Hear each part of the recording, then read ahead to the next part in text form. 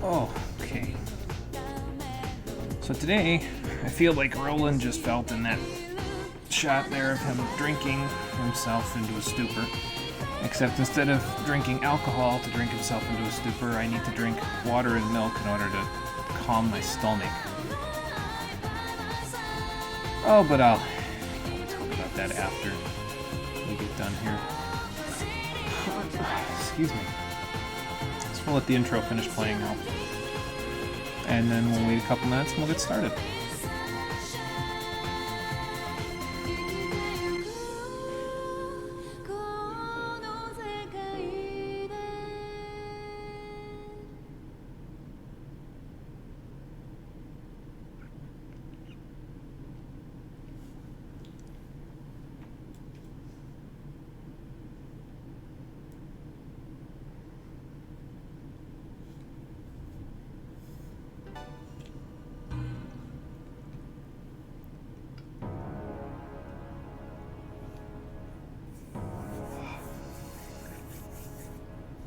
Alright. Notes are up. Good. Chat is working. Good. At least as far as I know, anyway. So that's good.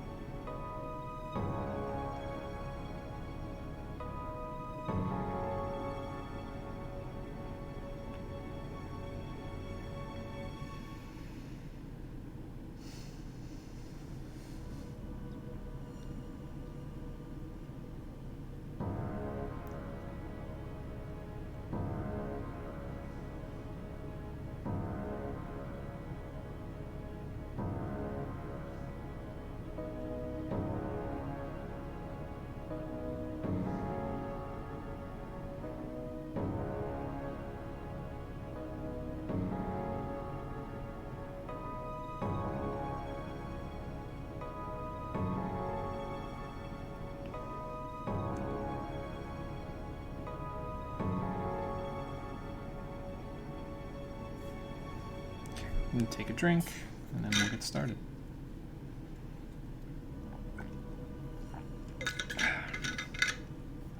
Because ideally, and it is the truth, by the time I put down the water bottle, my clocks will both say 4:31, which they do. So let's do this.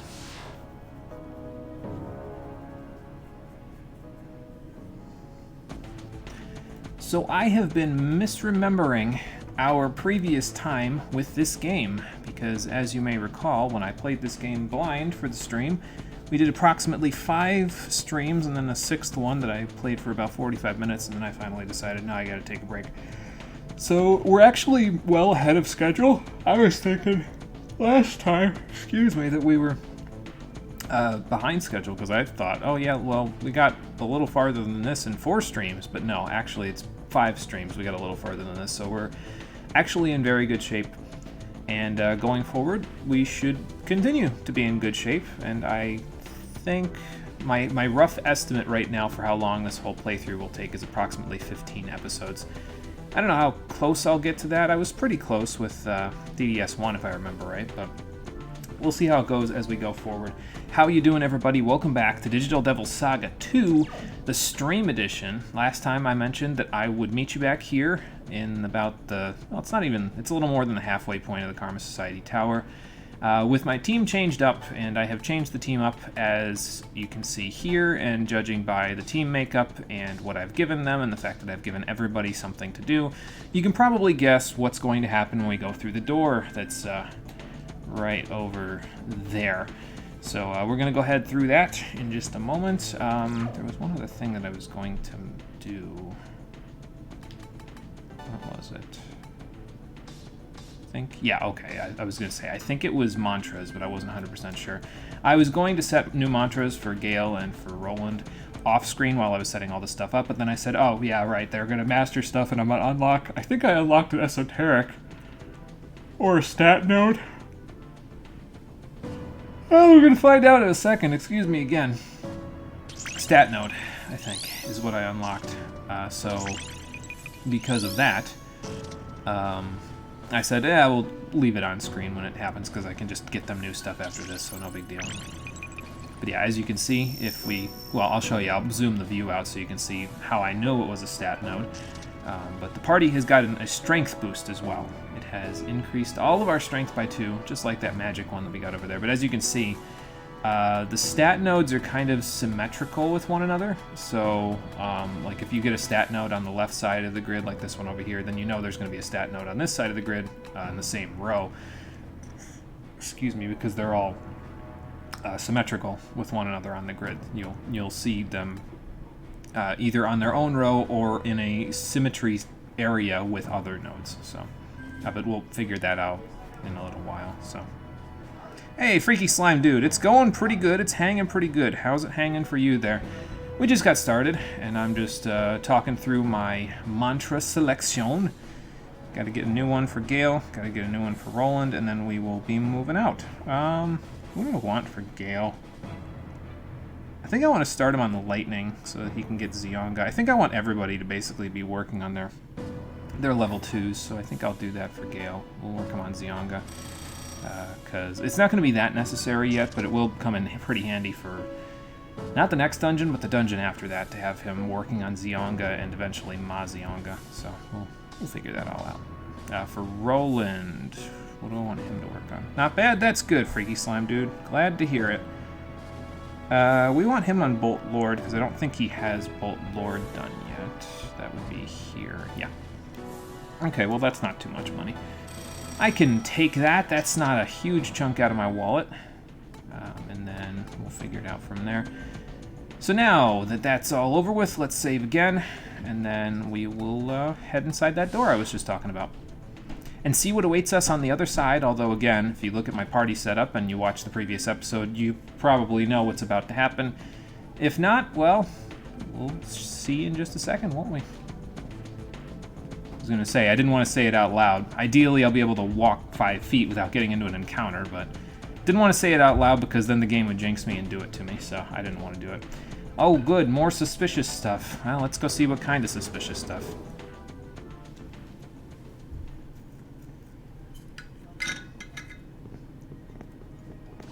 Hold it. How did you get back up here so fast? Just the fun ends here. Yeah, I could say the same to you. Did you enjoy the ride down? You guys again? Well, just one of them by the looks of it. You bastards! What? How the hell did you get upstairs from here? All could have killed me! These guys are out of their minds. Your turn to taste fear. Could you not? You're on! Yeah, that too. Just shut up and die! Oh boy. These crazy people. Alright, so we gotta fight the Tribvana again, only this time it's a little different because they start in their transformed states. So we're gonna have to do something about that as we go here. How do I want to do this? So they don't have any resistances on the first turn, so try to get your press turns where you can. I'm gonna do this. And then Terrunda. Yeah, that sounds right. Just to get that off, just to get them started on that, so that way that I won't be taking like huge chunks of damage from the Belarus this whole time while we're... I mean, the other stuff is gonna suck from taking, you know, the magical elemental attacks, but we'll do the best we can with what we've got. I would like to Sukakaja up, but I absolutely had to get that Terrunda off on the first turn because I'm going to be reverting Argila in just a second so that she doesn't count against our weaknesses that our party has. We can't just get rocked by press turns. So we're going to do that so we can take care of Ganga on the next turn. Now they're going to Void Earth, but I believe on the second turn they get a little bit on the crazy side with some of the stuff they can do. So we're going to do the best we can to stop that. And also figure out how the hell to get out of this mess, because they've got Void Earth going. Power Wave hurts, evidently. So let's see here. I could do this. And then throw a medical kit with Arjula's turn. Yeah, this is a little bit of a tricky boss fight, so don't... It's a little... Don't get too concerned, but it's a little bit of a tricky boss fight, so... let's do a Tsukikaja. And then I want to use Void Electric on CeeLo's turn, because I think, if I remember right, every other turn they actually can do something kind of nasty. As long as all three of them are up anyway, so we're going to try to do this. Yeah. So when you see them talking like this, they don't telegraph it any other time but the first time they do this, but when they telegraph it, they start up a combo attack, Bolt Rain. It's really powerful electric damage, and it will probably one-shot anybody with relatively low magic power, so do the best you can to not get hit by that, and that's what we're going to do. And now we can start Quake-shotting again, and we'll try to take out Ganga as quickly as we can so we can just stop them from using Bolt Rain forever, basically. I do it with CeeLo. He gets a better magic multiplier. You've forgotten how good the music is. Oh, the music is so good, Freaky Slime Dude. It's great. It's fantastic. I love it. Looks like we won't be getting it this turn. So do I Earth Repel or do I Void Electric? No, you know what I do? I do this to get rid of her as quickly as possible. We can take the extra damage from anything else, but yeah, that'll get rid of her. That'll prevent Bolt Rain from happening in the slightest, so that'll account for everything we need to worry about. We still got to worry about Power Wave, don't get me wrong, but we'll figure that one out, no big deal. We can get our Tsukikajas up and everything after that. Okay, so now that we've taken care of Ganga, let's get some press turns. We'll get Arjula back up in her transformed form. I'll probably Terrunda them again. They just Akaja'd us, so that's kind of sketchy, but we can just Tsukikaja back up, so it's no big deal. We don't got to worry about elemental attacks at this point. It's just a matter of taking care of their... what's it called, the buffs that they put up, and then going from there. So that's what we're going to do. And I will swap out Surf and Gale for, well, Arjula and Roland for Surf and Gale in just a minute. I just want to get all prepped first before I do that. Gotta watch, though, because if Power Wave crits, it has a very high chance of... It depends on what everybody else does, but there's a chance that Arjula won't make it through the round if it crits, so that's not good. Let's meet Dia. We'll Terrunda again. And then I think I will just Tsukikaja again. And then after this, we're going to swap out Surf and Gale, I think. Now the Makakaja you don't really got to worry about too much, because the only one in this group of two now that actually uses any magical attacks is Q-Sith, and only if he gets cornered and sent by himself. Like, if he's alone, he'll start using stuff like Xandine to do lots of damage to you. I forget if I set Void Force on Gale to prevent that from happening. If I'm smart, I did. But we all know that I'm not necessarily the smartest person, so we'll see in a minute what happens. Oh, we got access to Mabufula. Nice. I'm going to take the opportunity to get a press turn. And then we'll deploy Gale over here. And that'll bring us back around to Surf's turn, where I can Tsukikaja, Surf, and Gale. Now, CeeLo's already a +3, but everybody else is kind of in good shape. And this will Void Force, which is perfect, because I don't want to inflict, like, any more damage to Ubelaris for a little bit here, so I'm going to do the best we can to not do that. So let's do some Aguilau. Get some damage off on this guy. And then, I don't think we even need topping off, to be honest. I think we can just, this will use up 2 of my press turns to do that. I guess it doesn't matter too much. I could just pass the turn over, and we'll go from there. I'm going to move the damage around just a little bit here, so we'll do this to Q-Sith, and then we'll do this to Belarus, just to make sure that they both die at about the same time, because that's what you want. So he'll Void Fire, that's fine. I've still got Zan on 2 people, and Power Wave is also fine. Does a little damage, but we're in good shape anyway. We'll be fine. So let's do this. And then let's do another Tsukikaja, I think. And we'll do a Zan. So what'll basically end up happening is if you only attack with one element per turn, you'll basically kind of get bait Q-Sith into using a specific Void instead of a Kaja skill, which is handy for us because that means that we can deal a little bit of extra damage to him that way that we otherwise would not. I'm going to see if Bufalo works on him. I forget. It does not. That's fine. So yeah, as you can see, he's using Void Force now because we attacked with Wind last turn. So now if we attack with Fire this turn, he'll use Void Fire, and yeah, we'll just basically be fine. We'll just go from there. So let's do this. And eventually the two of them will go down. It just might take a little while to do so. Just looking for red numbers at this point, but I'm not getting them just yet, so we'll see what we can do. I'll just top everybody off. I actually like these particular boss fights against the Tripvana, though, because it actually forces you to kind of say, okay, so I kind of got to use all 5 characters to make sure that I can kind of spread out the skills so I'm not, like, trying to do everything on just 3 characters, you know what I mean? So I appreciate it for forcing me to do a little bit more than I normally do. Forcing me to think a little bit more, you know? It's always nice. Okay, so we're not quite at the point where he's in red, but oh, this is not good. I didn't think about the shield. That's my bad, but we still got enough press turns to do this, and then Medea. If he's the last one on the field, it's not a huge deal because he mainly just physicals. So it's just a matter of how many, you know, Kajas and Kundas you've got going on him, and if you've got Sukakaja going and all that stuff. But because we hardly attacked last turn, Q-Sith didn't do any voids, so now we can just kind of blast them both with some powerful skills, so that's what I'm going to do.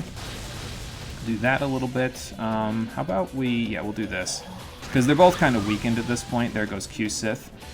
We'll do this. And there he goes. Alright. Well, that was easy.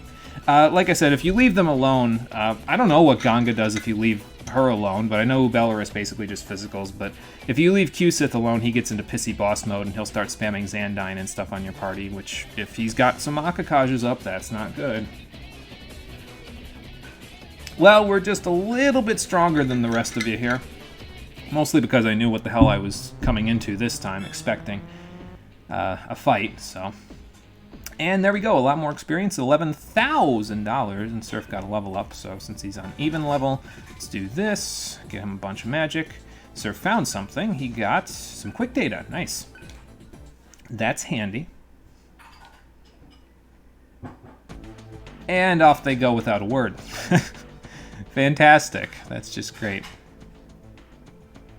I always appreciate it when RPGs make battles harder in clever ways rather than making enemy HP huge. Yeah, it's nice, you know, it makes it so that you kind of have to strategize a little bit around what the enemy formations are and what their skills are, and the fact that you have your own squad of people, but they don't necessarily have all the skills in the game, you know. This way, the way that I played it there kind of made it a little easier for me to say, okay, so everyone in the team has a specific role, and they're going to do it in this boss fight, you know. So I always appreciate when they do that. It makes it a little more interesting than otherwise, you know. I think I'm going to bring Arjula and Roland back into the party, so let's do that for now. And then we just got to set their skills. I'm probably going to go back and save before we do anything else, so I could even go back and heal if I really wanted to, but I think we'll be okay. Well, maybe I should go back and heal because I'm going to have a little bit of low MP on everybody. And how am I doing on chakra drops? Well, I mean, I got a few. I guess we could burn a few of them. Arjula and Roland don't really need them that badly because they're going to be in the party for a little bit after this. So maybe I'll just... hang on. Let's see. CeeLo, you have 21 agility with nothing on. You have 21 agility with the trick ring on, so that's +1, so you have 20. How many quick data do I have now? I have 1, and I have 1 magic data. Okay, so give the magic data to CeeLo, and that'll max him out, even though I just used a chakra drop on him, but that's okay. And then give the quick data to Arjula, and that'll max her out. Alright, that's fine. And now we can kind of chakra drop the people that need it a little more. Surf doesn't really need it because he has so much MP, it's ridiculous. Let's top Gale off, and then Roland will get him close. And now we'll just set up our skills again, so that they're not all messed up like they are now. And then we'll go from there.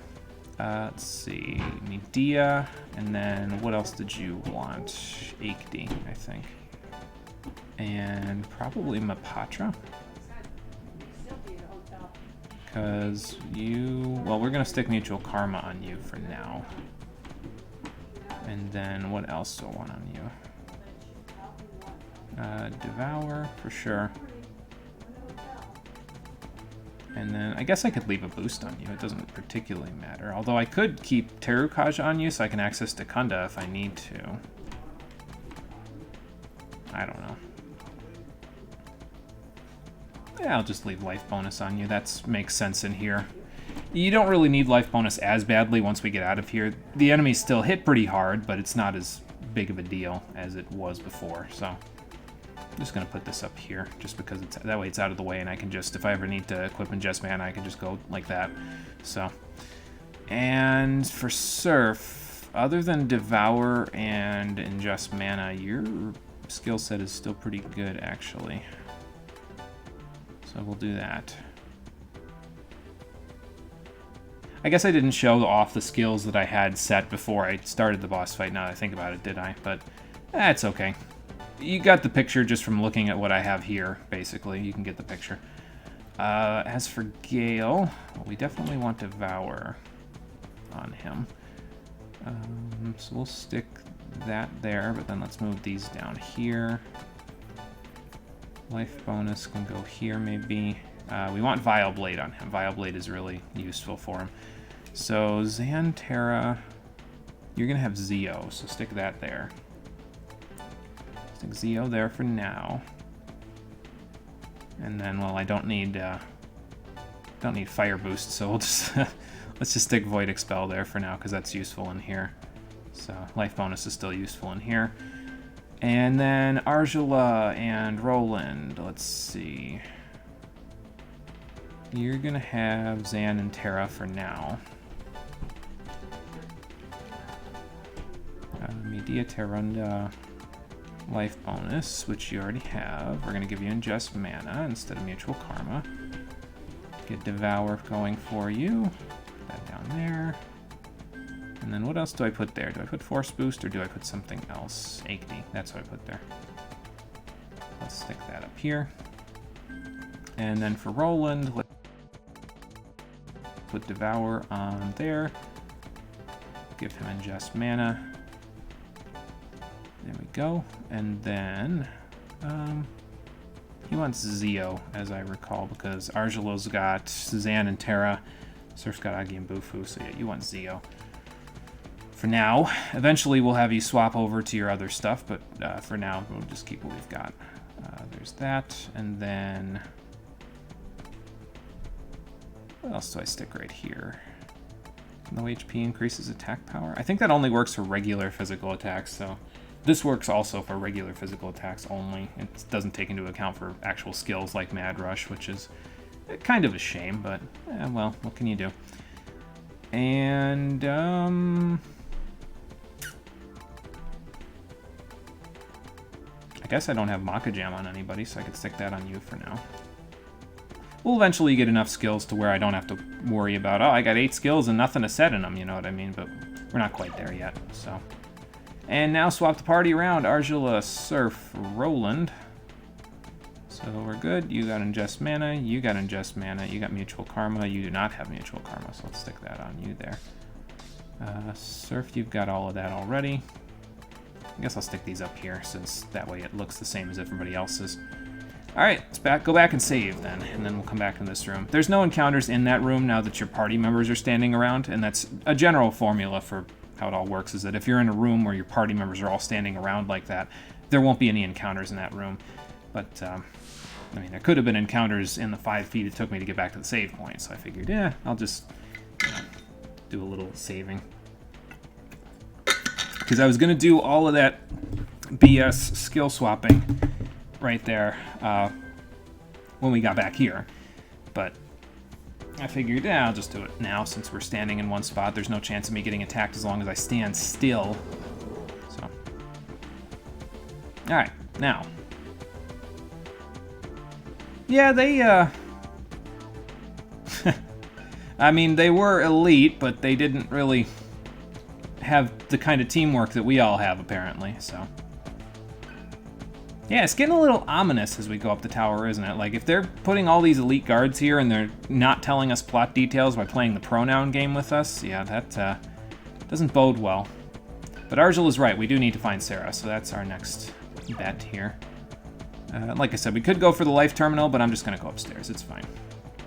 Yep, that's it. Teamwork makes the dream work. That's the way it goes. I think there's also a save point right as soon as you get out of the elevator here now that I think about it, but, you know, it's alright. Better to be safe than sorry. I don't want to have to do that whole Trivana fight all over again. No thank you. So... And you may recall this hallway that I mentioned before. You would see us coming up and around here from the other side. So, and yeah, like I said before, some of the encounters up here get a little nasty, so just be, you know, a little careful. Let's do this, and then Mabufu. Yeah, not Miragi, Mabufu this time. Get their weaknesses down. Okay, we got 2 that we can munch, so let's go munching. Maybe I'll try to munch the Barrett as well. I don't know if it's worth it, but I'll give it a shot. Okay, he was just at that point where he was basically ready to be munched anyway, so... That'll get us a good chunk of EXP for everything. Mainly want to be working on He-10 and Lightning, but for CeeLo and Gale, but we'll work on those as we go. It's no big deal. Besides, we got to get Bolt Lord for Roland so he can start working on more level 3s. So that's important for him. Arjula got Magic and Agility. That's good. What else did she get? An HP heal. Okay, that's not bad. CeeLo got Vitality and Magic. That's good. And we got a door to open. So let's go do that. It is a little strange that this place looks a bit like a hospital, I think. Like, they got all these beds and everything in here. It's like they might have been... It's weird to me because it's like, is this like a sleeping room for employees, or did they actually treat patients here? Like, what's the deal? And I don't know if they ever directly explain what's going on here. So, it's just scenery. Yeah, here's the save point I was talking about. Excuse me. And I believe this is the last save point before the end of the tower. Oh, that Jack Frost is seeing better days. Oh boy. I think that's the last save point before the end of the tower, actually. Like, you'll go upstairs and there's a little bit more to do, but we'll figure it all out when we go from here, so. Matter of fact, I might want to do it before I go, now that I think about it. I'm sorry. I'll make this quick. Okay, so we established before that if I do this, and then I do this, it'll kill both of them. Yep, cool. Yeah, it gives off kind of a hospital vibe to it. I don't know why it's their administrative tower, but maybe sections of it are like an actual hospital for people. I don't know. It's interesting. Okay, so what I think I'm going to do is that I'm actually going to set up some skills for the next boss fight that we've got going on, because of course, once we get to the top of the tower, there will be another boss fight for us to do. So I'm going to set it up right now. Arjula and Roland actually aren't going to participate in that one, though, so we'll give them mutual karma before we go through the door. So let me set up CeeLo and Gale's skills before we move along here. What exactly do I want to give them? That is the question of the hour. I probably want Diorama. I also definitely want Void Fire. And life bonus is good to have too. Maybe I'll put Earth Boost on you. I can put that right there. Let's see. Yeah, because you're not quite to the point where He-10's actually going to do anything for us. You don't need too many skills for this next part, but we'll see what we can do while we're at it here. I can even leave Mutual Karma there, honestly. It's not really that important. Just as long as you have Void Fire on somebody, that's the main thing. I'd also like to get Fire Repel on Gale, actually, because that'll come in a little handy for us as well. Let's see here. I might even stick Void Fire and Fire Repel on him, actually, because both will come in handy for what we're going to go do. Let's do that. I'll even stick Bufu on because I've got it. Stick that there instead of Zio. In case you were wondering, the next boss that we're going to be fighting is a boss that uses fire skills. Who would have guessed? I'm even going to keep Vileblade, I think, because it might actually be useful for the fight itself, so. And then is there anything else that I want? No, not really. Yeah, I think you guys are pretty good for now. You don't need too much for this next fight that's going to be coming up, but we'll make it work. Alright, so now I'll save it again, and then we'll head upstairs. And we'll just, like I said, we'll leave Arjula and Roland the way they are until we get to the point where we're going to get into another fight, and then I'll swap ingest mana for mutual karma on them. Hopefully I remember that before I go through the door that leads to the next boss fight. But ideally, it should trigger in my brain to do that. And, you know, switch the rings around and all that stuff. So we'll figure it out. But we want to go up here first. And as you can see, we're moving up in the world. Up to not the 45th floor just yet, but we'll get there. Tower's not too much taller than this. I mean, even the Karma Society has their limits when it comes to this sort of stuff. They can only build so high before they hit the glass ceiling, literally. So, well, that wasn't very nice. Why don't you take this? Goodbye.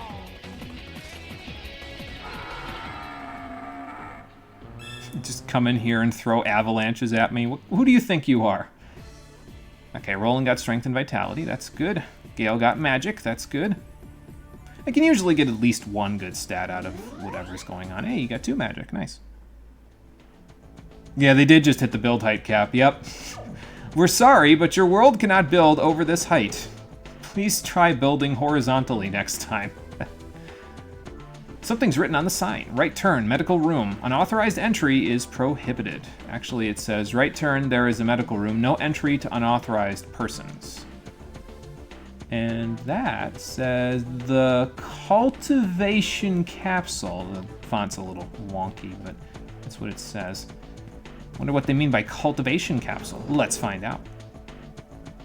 All right, so that's the room right there. It's got the cultivation capsule in it, but before we go in, let's just look over here. Huh, vents are open.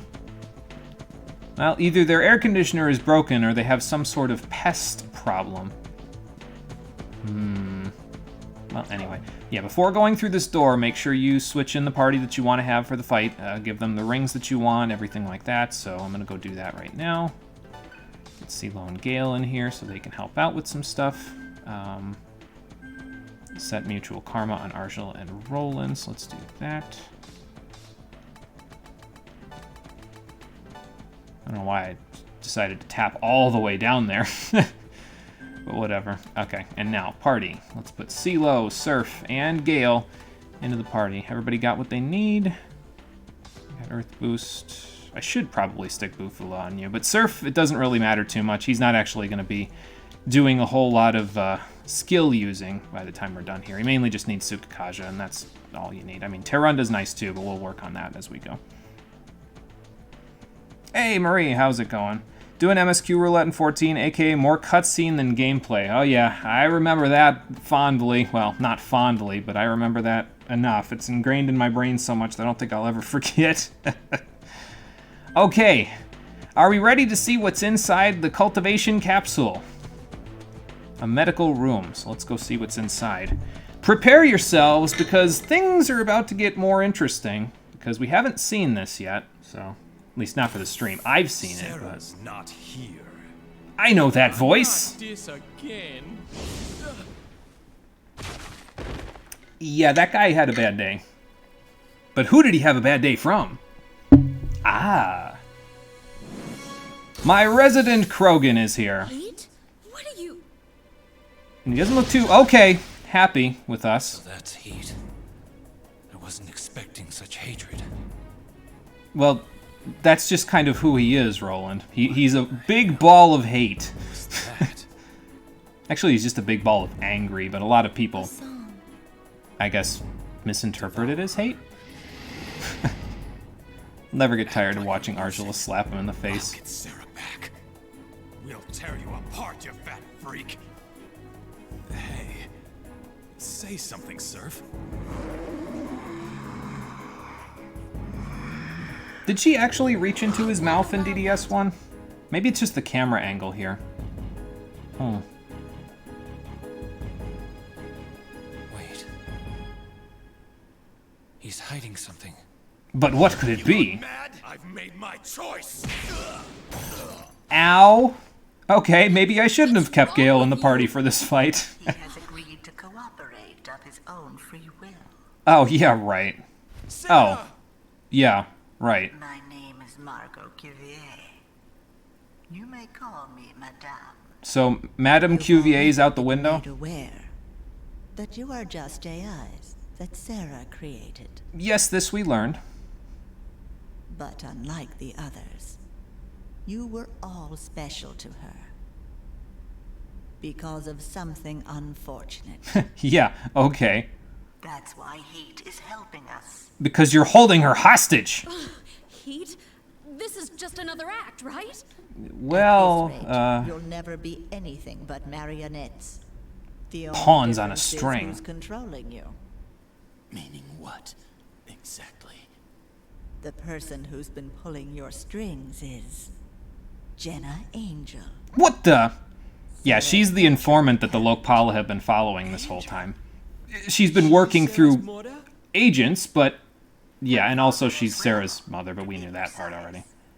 And, you know, parent. She convinced Total. the Lokapala to abduct Sarah so she could bring us both down. What could The you Karma Society and the Lokpala? What was she trying to do? Just get us into an all-out war? I too have questions. What is your goal? Yeah, what are you gonna do with Mankind, Sarah? because of its own foolishness, is facing total extinction. Man's insatiable greed destroyed the environment which had protected us from God's malignant data. A bit of a stretch for what the ozone does, but okay, go off. But our warnings were ignored. You mean the Cuvier syndrome? Ah, so then you altered God to purge the sinners?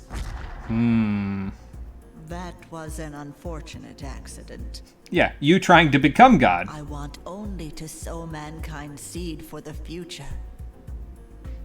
Otherwise, we will vanish from Earth entirely.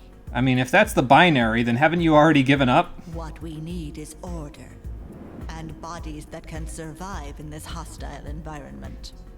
Yeah, just a little workplace accident. Our You know, nothing the city company does have insurance a can't limit, cover. After all. So you turn everyone into demons? Just to resume living under the sun? That's absurd! That's totally insane! Yeah. Demons have to devour each other to survive. And if they lose control... This isn't the That's why junkyard. we'll exercise control. The junkyard experiment provided us with an effective demon virus. Using Sarah, mental deterioration can be prevented. Using her how? Food supply is the only remaining concern. That's why you farmed out Fred's buddies. There are some organisms that deserve to live, and others that do not. And why do you get to decide that? That's in the order real to question. avoid past mistakes, You will decide who merits life. order will decide. Yeah, your order. The order you world imposed on the of world. Under our control, Nirvana is the only way to preserve mankind. Come back to us. Alright, so let me get this straight. Ensure you will have a peaceful Let me wait for her to stop talking, then let me get this straight. without hunger and needless killing. No, there is in fact needless killing and hunger both going on here. Even in the nirvana that you're talking about here. Because you failed once at saving humanity after you learned of Cuvier syndrome. So now you're just going to say fuck it and fight a battle of attrition with the end of the world? You're going to use Sarah as a tool to just turn the world into the junkyard. Like, okay, here's a fancy, funny question for you there, Madame Cuvier. If you want to do that with Sarah, like the way that she's saying it basically is that she's going to turn everybody into demons based on the Asura project, so that all of the demons can be controlled by Sarah's song. If you were going to do that, why don't you just record her song on an MP3 player or some shit, and then just play it over the loudspeakers? Like, why do you need her for that? Like, her plan is completely asinine, because she's basically saying, I'm going to throw away any hope that we have left of making the world better, and just fight, like I said, a war of attrition with the sun. until order is no longer something that, like, they're going to try to impose order on people. Instead of fighting to make the world better for them, they're going to say, this is how it has to be, fuck you, this is what you have to do from now on, or else we're going to kill you and turn you into dog food. I would never join her. There's no fucking way.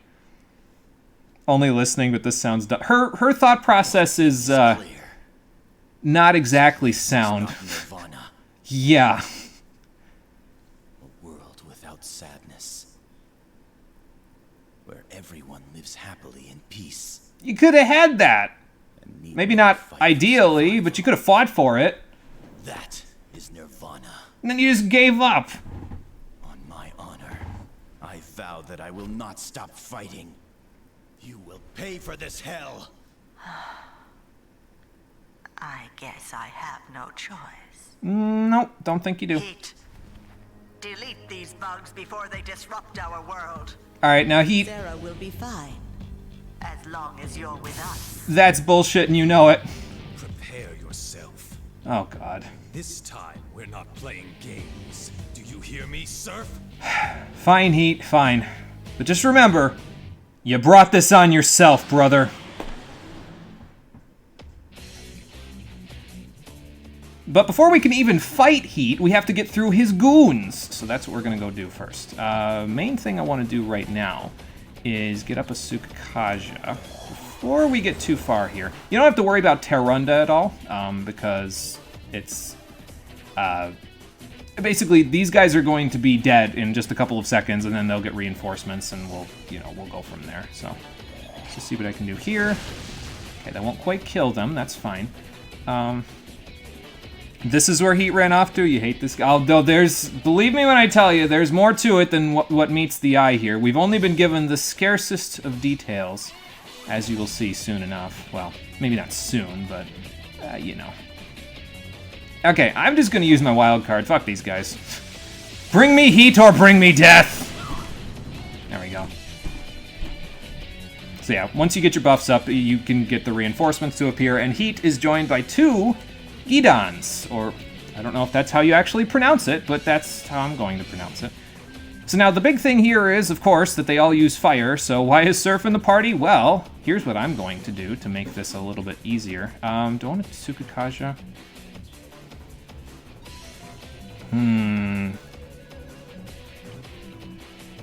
Terunda. Yeah, actually, it shouldn't be. Well, because I want to get up a firewall of some kind here to this turn. And I also want to get Surf transformed. I'll just Tsukakaja here. Because I have Fire Repel on Gale, so I guess I can't Terunda this turn, but that's okay. We can just do this. And then...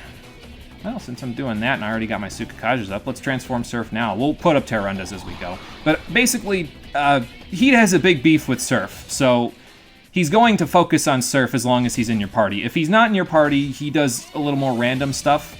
But if Surf's in your party, he will focus exclusively on Surf. The Gidons will hit whoever they want, but Heat himself will hit Surf exclusively. And so if you have Fire Repel or Void Fire up, it'll make it a lot easier to deal with their attacks.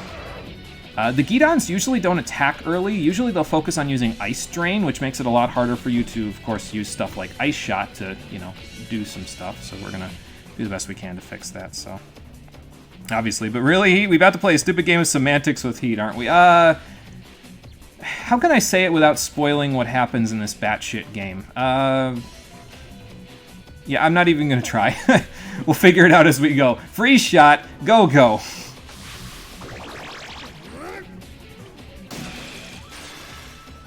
And the Gidons have a bit of HP, so we'll have to see what we can do about that. Do I want to Void Fire? I guess I just want to Void Fire. We'll get Terunda up because that'll help against Heat's physical attacks, because he will use some physical attacks on you while he's at it, so... I have Firewall, so I think I'm just going to attack this Gidon with Terazi. That should, yeah, I was going to say, that should still work. So, and then Firewall. Just to waste a few press turns. If any of them use any of that stuff. Yeah, there's the Ice Drain right there, so... you gotta kind of work around the Ice Drain as you go, but we'll work around it, it's fine. Well, that's what we have Terazi for, really. Do I want to Terunda again? Yeah, I do. I also... well, I don't know if I can get to Terunda this turn, because I kind of want to Fire Repel instead. So let's do that. And then, yeah, but this is why I wanted to get Agilao as soon as possible, specifically for Gale, because that way I can get Fire Repel for this particular fight, so. And that's why, because Heat will Mind Charge and then use really powerful Agidines that just do an absurd amount of damage to you, so yeah, we want to avoid that as much as we can. Excuse me. And don't even worry about it. You hate the level 2 single target Strage, the Agila, etc. Fucking uniform names? Nope, not here.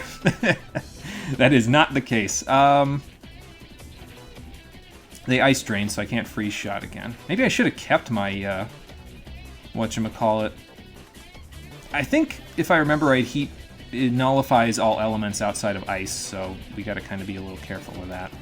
So I guess we'll just do this. We'll just slowly knock down the Gidons. And the other thing is that when he Mind Charges and then he uses Agidine on you, it's just going to eat all of his press turns anyway, so then it will heal him for a lot, but at the very least, after this now, we can start using Freeze Shot again, which is what we want in order to kill these guys, so...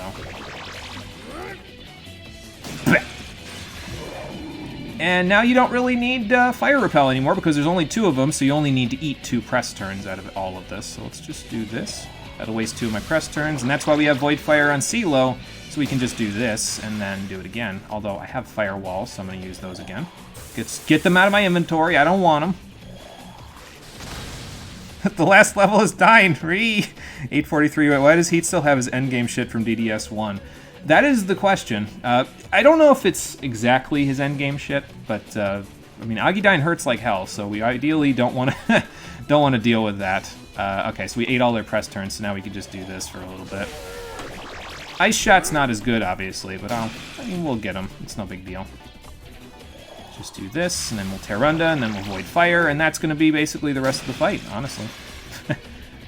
So, let's do that. I'll just Firewall again, just to get them, again, out of my inventory.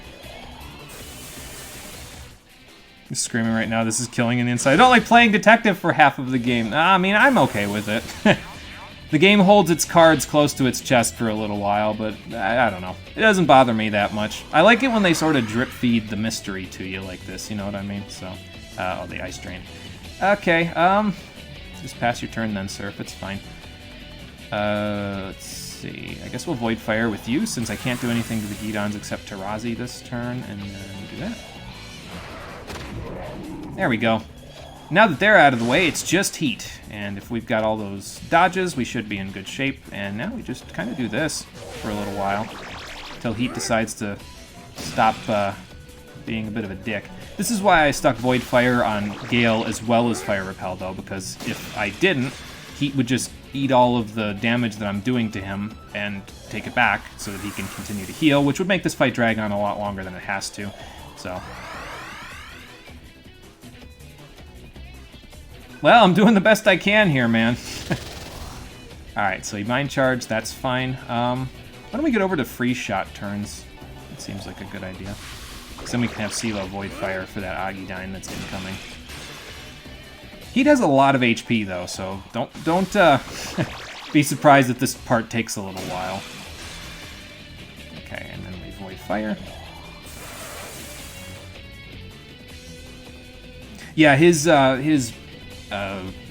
avatar, his tuned avatar is Agni, so yep, that's his shtick. It's I forget what Agni's game is in Hindu mythology, but it's something. Probably has something to do with betraying somebody. Judging by what he's doing to me now. Heat, why you do this to me, brother? I just wanted you back in my party so I could Krogan headbutt somebody. Before Krogans were even invented. And there we go. Stronger than me? You just lost a Surf shooting you with a gun. What do you mean? Oh, Heat. You crazy son of a bitch. But yeah, that's the Heat fight. You get a little AP from the soldiers that we ate, and actually it's just from the Gidons now that I think about it. So, but we got a lot of experience and a Soma, so that's not too bad. The demons, the Embryon, are based on terrify you when you look into them. Oh yeah, oh for sure. That's, like I said, that's why I said you might want to look into them a little bit, because it makes things a little more interesting when you think about who they are and how the story plays off of who they are. So, CeeLo got Vitality. I mean, you were watching us shoot heat, so... Oh, luck data. Nice. Thanks, CeeLo. That'll work. I'm probably going to hold on to that for a little while, actually, because we don't really need it for Surf at all. Let's do that for him, so we can keep going with that Vitality. And we got some luck anyway. Alright. Do your homework. Sometimes. No, that's okay. It's not a rush, so... Oh, good. Argela got 2 magic and 1 agility. Fantastic. She just needs to keep working on Vitality. That's it. And Roland got strength and magic. That's good. 51 magic. Just gouge it and get to 99 before halfway through the game. Oh, I know. I'm just trying to make sure that I can stay alive to use it. That's all. That's why I'm still working on Vitality a little bit, so... okay, so now that that's over with... Excuse me. I think I'm going to keep this party for a little bit, because Roland's a little behind on experience, but that's not a huge deal. Let's just set everybody back up with what they had. You had Terra, Medea, and Aikdi, and I think Mapatra as well.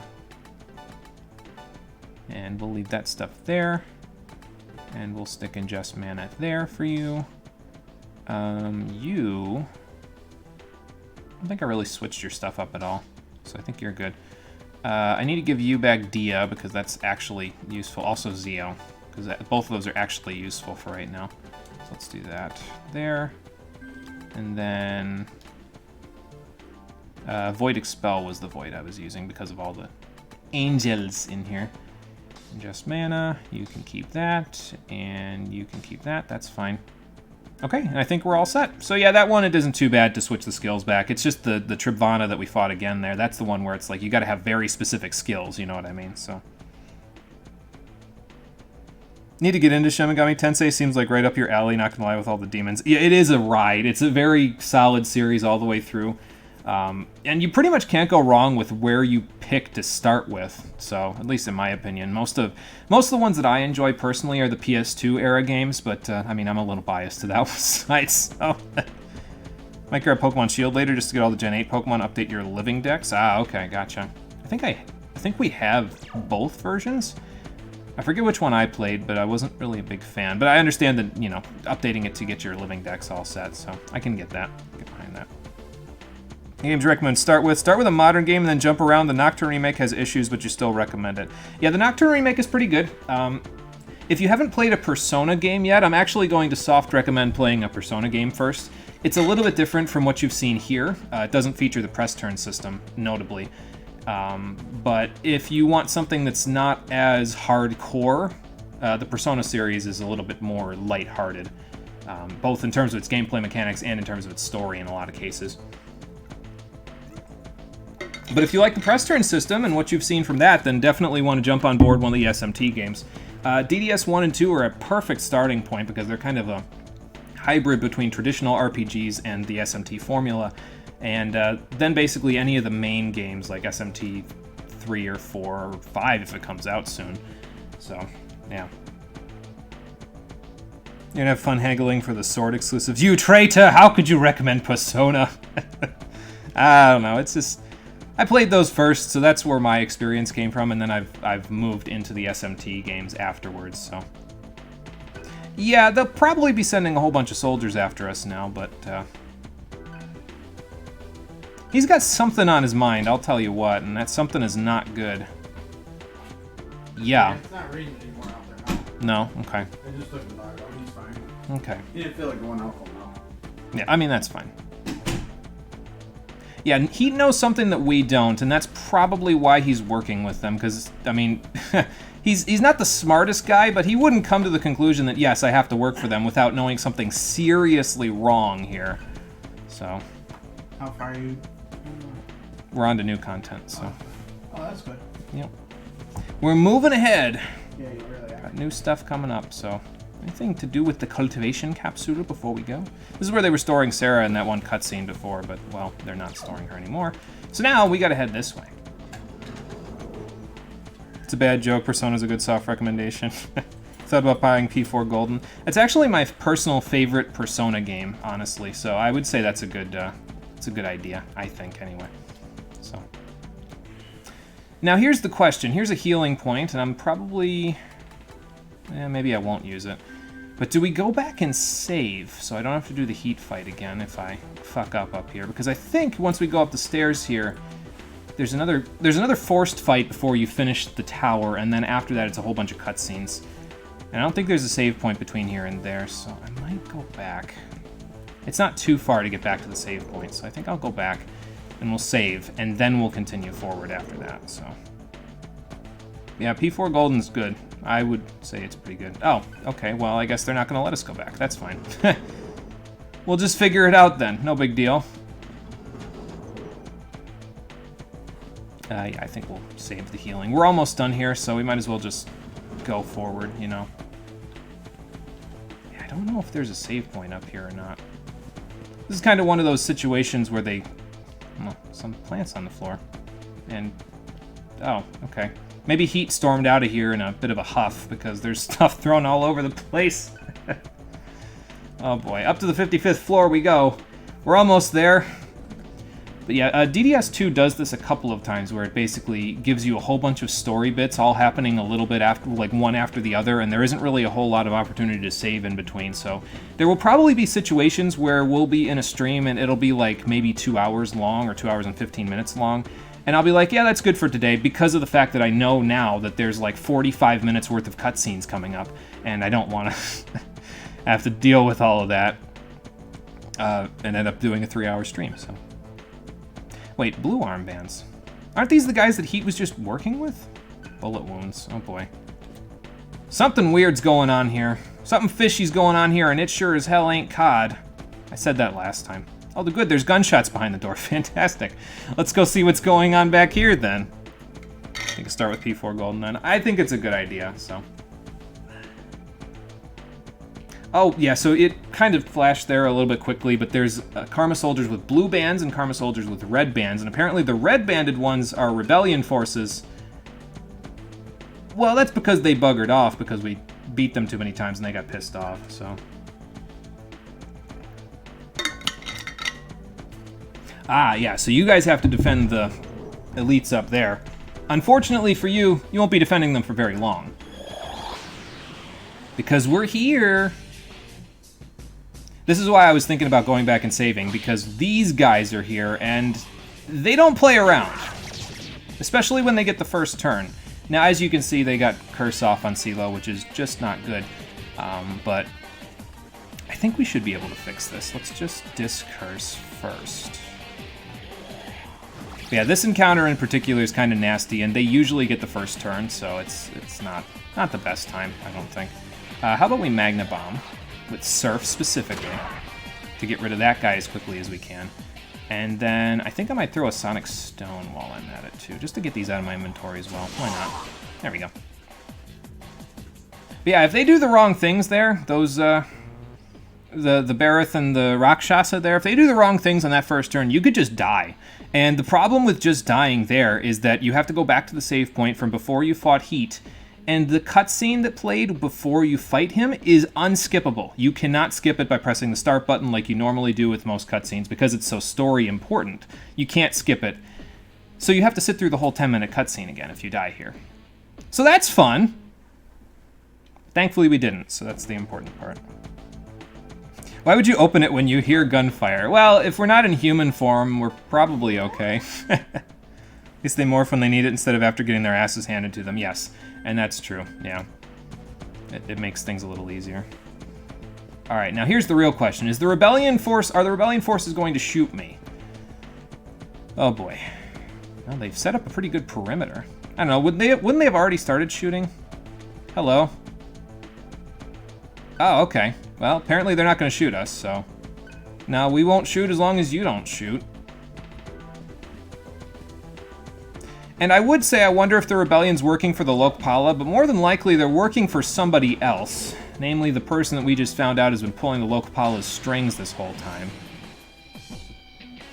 Oh, hello there. Yeah, that's us. Okay, will do. Thanks. Yeah, any encounters that you get into up here are just with the rebellion forces, and they just tell you, hey, keep moving, basically. So it's Final Fantasy XIV, unskippable cutscenes below.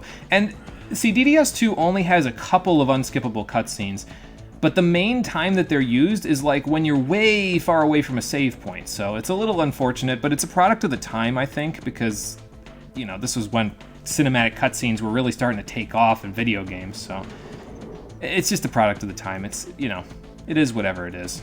I'll take it. It's just not ideal, I guess. Yep, got it. Thanks. At this part, though, at least is nice, because it's like, okay, I don't have to worry about running from anything. They'll just run themselves. It's no big deal. So, all right, did we get everything there? Yep, good. Let's just move along then, so we can go see a rather familiar face. So, player choice. Let me choose if I want to murder them. Oh, this door looks fancy. Kind of looks like the one from the Castle of Illusion in the last game. But of course, we went through that one. It was pretty important too. And now... Angel. Yeah. It seems God has not yet forsaken me. Are you sure? It was well worth the wait. Take the gyroplane on the roof to the lab. You will find Sarah there. Okay. Why?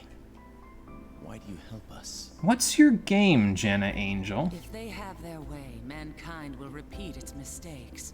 Well, that is true. You don't have to agree. Just kill QVA. And we will be even.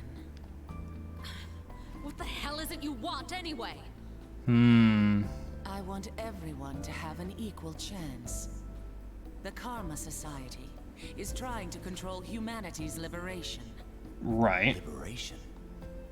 Man is an aberration that suppressed karma and ignored the way. Only half Our right. destiny is natural selection.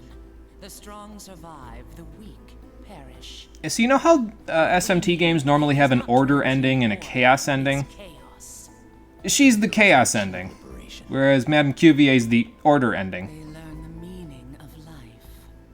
Yeah, the rule of the junkyard. All of mankind into demons? So they can devour each other? Well, that doesn't seem very correct.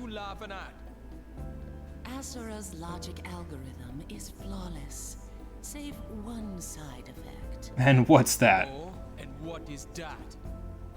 You seem to have acquired humanity. Yeah, and all of you seem to have lost it. What delicious irony. The universe is quite a comedian. This isn't some sick joke! You did this to us! So then, I would have to assume you require Sarah as well. Yeah, to use her as a tool. Your own daughter! Intelligence can be a nuisance sometimes. No more questions. I'm done talking. I think. You Are you must sure about that?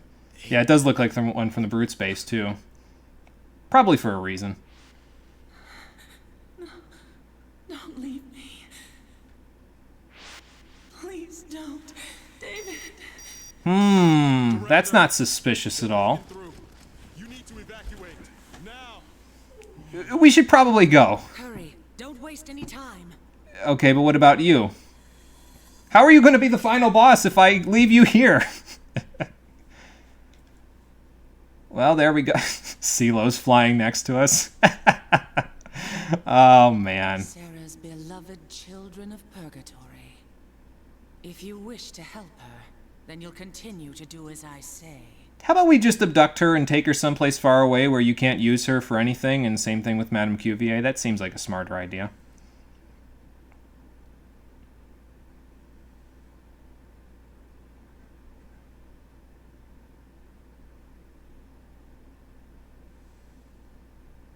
You have a lot of unresolved baggage to work out, don't you, Angel?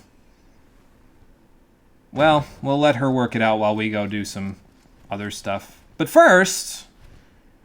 Director, you're under arrest for treason. about that.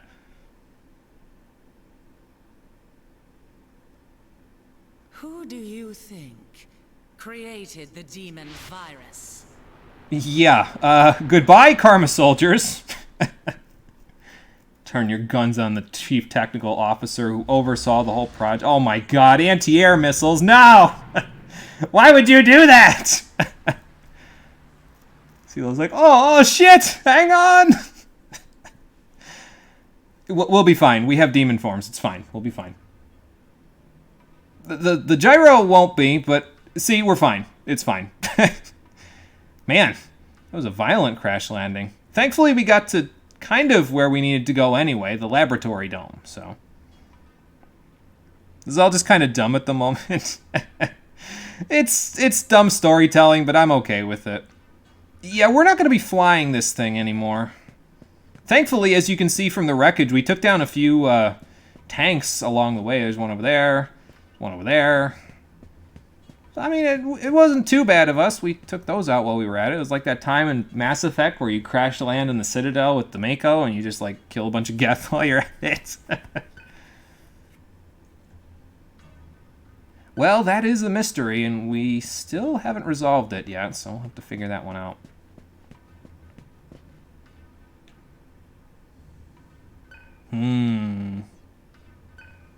More mysteries left unsolved. We'll figure it out as we go. What's up, Roland? Yeah, I gotta say I agree. It seems like they're just taking the absolute worst possible, like, polar opposite decisions from one another, whereas it's probably better if we just, I don't know, help the people of the world to try to find a better tomorrow. That seems like a better idea. So... And, yeah, there's also that. If anybody tries to bear the world's karma, it's not going to be Angel or Madame Cuvier. Good lord, man.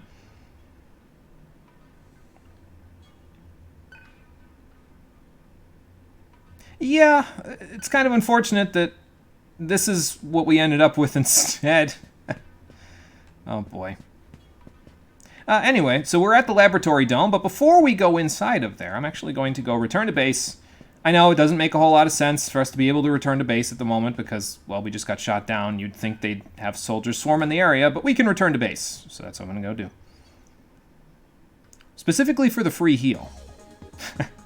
So. And you could run around the urban area in Saga Park if you really want to right now, but I don't think there's too much going on there at the moment, so. Actually, there might be. I forget exactly when. There's a side quest that opens up in Saga Park at a certain point. I forget exactly when it is, so I might go check just for the hell of it. Which, again, a little silly. You'd think they'd have soldiers all over the place looking for us, but apparently not. Pyro Jack, what are you doing here? Johnny, did you turn into a demon? No, he's just Johnny's new associate worker, so... What's up, dude? Yeah, he's a member of the Lokpala. Quote-unquote member. Orbs coming out of your head? Okay, that's a little odd. And are you selling these orbs? You're not really doing a good job of selling me on why I need it. $50,000? That's a little pricey at the moment, Pyro Jack. Cheap ass hee-ho. Well, maybe you could barter with me a little bit? Yeah, the items that he sells right now are very expensive. But remember that they're here for later, because they will come in handy at a later date. Just not yet, that's all. We just don't have the money for them yet, but they are pretty useful. Alright, we got our free heal. Let's do a little bit of saving here. We don't have any mantras that we need to download yet, right? Yeah, we're all still working on some stuff, so I'll just leave it for now. Let's go to the shop and see what we can find there. And then there's one more thing I want to do here in the underground city before we head off to the laboratory dome. So, because I think there's another little thing that opens up right here. So, also, how close are we to the next thing? We're just about at rank 4. Yeah. So, all right, we only need $2,700 to get there. So, let's see here. I want to keep the yellow crystals and the blue diamonds because those might come in handy for some stuff. So, okay, so sell the cat's eye, sell the tiger's eye, and then sell the scarlet pearl. Or I could do this, maybe get a little more money out of the scarlet pearl. And then sell this. That'll put us at 24, and this will put us at 3,000 that we've just sold. So that'll put us up at rank 4. Awesome. So She'll update the inventory. We get a little more money for the stuff we're selling. If you really want to, you could sell the Soma for almost $20,000, but I would recommend not selling these anymore. Soma drops, chakra pots, you know, medical, what's the highest level medical one? Medical gear, I think. Don't sell those anymore because they aren't really going to be worth their the amount that you can sell them for anymore. They're more worth it to just have in case you need them for later in the game, especially on hard mode. So, how many of these do I have? Only one. Okay, I'll keep that in mind. Anything else I want to get rid of? Oh yeah, we got that Daisy. I'm glad I didn't sell that because that sells for $13,000 now that we've gotten ourselves in a little bit of a better situation here in terms of the money that we can sell these things for. This sells for $1,300, so that's pretty good. But yeah, keep diamonds and crystals if you're playing along with me. Those are the main ones that are going to do us some good, so. Do I need this earth wall? I'll keep it anyway, just in case. You never know. It might come in handy somewhere, but... So I think they also, yeah, they have a couple of new rings that are available as well when you get to rank 4. High Vital, High Quick, and High Luck rings. I'm not really a big fan of most of these because, I mean, they give you more stats, but by now you don't really have a whole lot of items that you can slot into them to make them as good as, if not better than, excuse me, their normal equivalents. So I usually don't buy these, to be honest. If you're on New Game Plus, you do want to buy them eventually, but there's a better spot for you to buy all the lingering karma rings that you've got left later on in the game, so I'll talk about it later. She also sells hollow points now in case you want to get the next gun upgrade, but we'll be getting that ourselves anyway, so. And she also sells the Graven Shard now, which is basically a dia that you can use on any one ally, and it's reusable, but only in battle. I don't think we're going to get that. That's not particularly useful for our sake. Anything else that I want before we go? Maybe a couple of Disakes. We don't have Iron Stomach yet, so might as well just make do with them. So, let's see here. Yeah, I mean, I'd like some chakra drops, but I don't think we need them all that bad. Well, maybe I'll buy just a few, like... Yeah, that's fine. Use up all the money that Daisy just got me, but, you know, it's alright. Imagine being a floral specialist and surviving until the post-apocalypse. Oh, you'd make a lot of money. Can identify all the plants and everything. Rank 5 is going to take a little while, though, unfortunately for us. We need to spend another, let's see, what would that be? $120,000 in order to get here. But they get us a new mystery box, which isn't really worth it because the exclusive ring that you get in the mystery boxes after the Crimson box are kind of shite, but that's okay. There is one particular item at rank 5 that I'd really like to get, but, well, we aren't there yet, so we'll figure it out. Okay, I'm going to save now. I think there's going to be a couple of little things that we can do here in town and then in the Underground City, rather, and then in Sala Park. I think there's one thing you can do as well, but we'll see in a minute once we get that far. So first things first. There we go. Let's go check down here. Let's see if... Yep, I think this is the kid. Play what? What are we playing? You found a working video game in the post-apocalypse? How's it work? So Atlas has invented a mini-game for you for this game. You know how they had the Puzzle Boy challenges in Nocturne? Well, this is a little more active than the Puzzle Boy challenges. This exciting portable shooter from Atlas is simple to play, but impossible to master. Control Deus, yes, CeeLo's demon form, and shoot down enemies in 3 stages of adrenaline-charged excitement. Seriously. Use the directional buttons to control him. Use the square button to shoot, which is a long-range attack. You can collect items and power it up. The X button shoots, but it's automatic. I will probably use that one because the circle button uses a hunt attack. It's a close-range melee attack that nullifies enemy bullets. So think of something like R-Type or Galaga, but with a little bit more steps. I think R-Type was the main inspiration here, so... the triangle button also uses a hunt attack, so if you're using the square button, it might be easier to move your hand to that, so... Really, Atlas? Yes, really. And I love this little stupid mini-game because it's great. It breaks up the pacing a little bit to let you do something other than just fighting through everything. And it's a lot of fun, actually. It's surprisingly addictive, I think, anyway. So, and when you pause it, you can either continue, retry, or exit. And I think there's a reward for getting through the whole thing based on your score meter.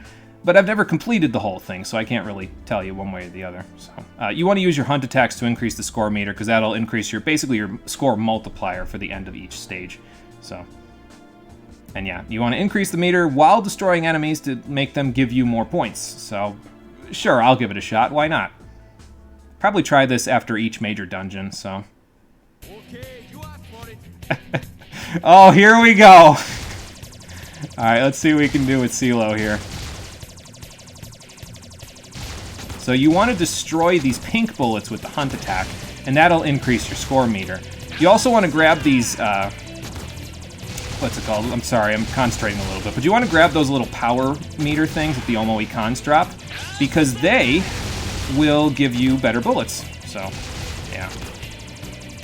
I think that Samael's going to be there for a little while. So, well, yeah, as you can see, I'm not the best at this. We'll give it a couple of tries, but I'm not the best at it, so I really want to get over that Omoe con if I can. There we go. There is a little bit of an unfortunate thing, and that is that they forgot to turn on CeeLo's English voice lines for this particular minigame, but, I mean, what can you do, right? No big deal. I believe the orbs, those light orbs there, cannot be destroyed by the hunt attack, so just keep that in mind while you're mindlessly shooting. I mean, I mindlessly shoot, so I don't know if I'd recommend mindlessly shooting. Okay, I think that's the highest upgrade you can get for the laser, so. And here's the boss of stage 1, Baphomet. So we'll just see what we can do. We'll get some extra points while we're at it. You want to try to get the score meter as high as you can for this part, because when you beat him, you'll get a lot of points, so. And there we go. I think we're at the maximum possible score there. Ah, damn it. All right, let's give it another shot, shall we? I'd like to at least get through stage 1 if I can, so. Yeah, this is a cool little mini-game. I enjoy this quite a bit. It's pretty tricky, though. I mean, this is coming from a guy that's barely played any of the R-type games, so that's why I find it tricky, but I don't know. If you're like a Toho veteran, you could probably flash your way right through this with no problems, but, well, you're looking at the wrong guy if you're looking for a Toho veteran. But you gotta weigh whether it's important to be kind of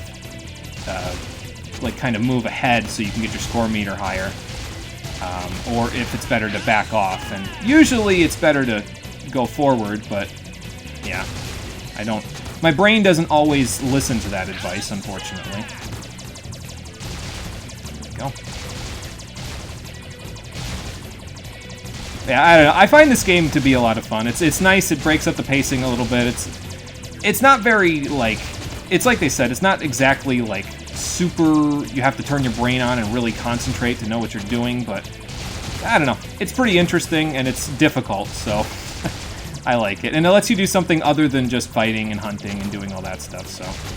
Uh-oh. Almost walked right into those bullets. Let's not do that. Alright, Baphomet, let's try this again, shall we? Yeah, you can basically just hold down the auto-fire button. That's the main thing here.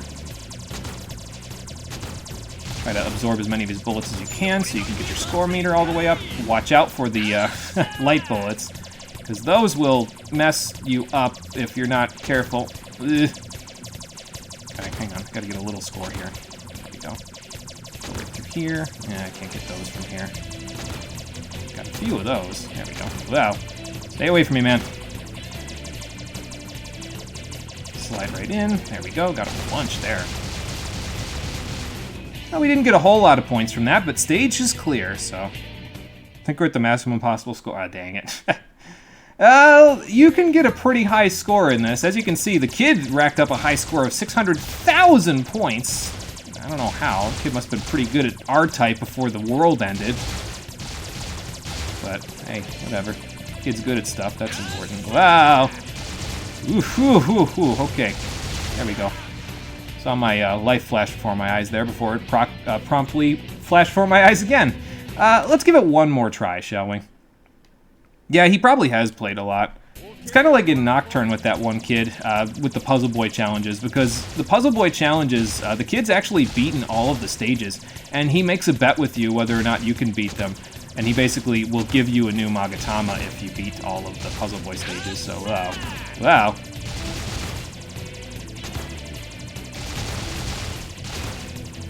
But yeah, you gotta weigh when it's important to get in their faces with the hunt attack, and when it's important to back off, and yeah. It's a bit of a balancing game, but we'll figure it out. It's tricky, but I like it. I think the less that you get hit and the more score multiplier you have, the more that, basically, the more score multiplier you have, the higher that times multiplier will be next to an enemy's name, or rather the points that they give you when you beat them. So like, I'm getting 200 times 8 from the Samiles there, because my score multiplier was so high. So.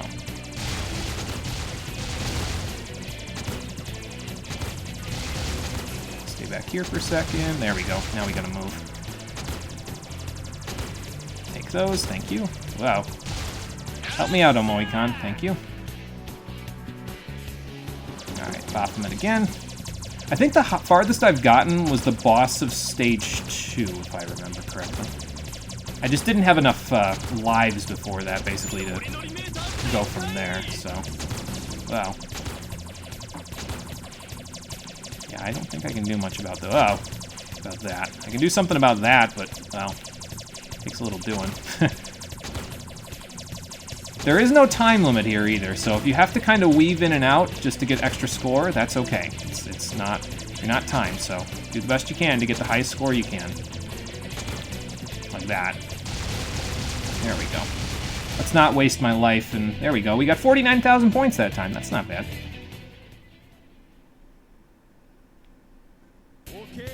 Even if it is the Japanese dub for CeeLo, he's still the undisputed heart of the Embryon. Oh, for sure. There's no disputing that fact. He's the best. CeeLo's great. I love him. Again, easily my favorite character. And actually, it kind of brings me to a point about his voice actor in this one. He's actually voiced by, like, I think that the voice cast in this game does a fantastic job all the way around.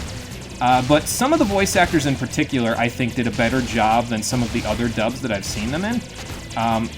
His voice actor in this one is Dave Wittenberg, who you may know from some of the other Persona games, where I think he voiced Teddy, if I recall correctly, in Persona 4, before Sam Riegel took over for him.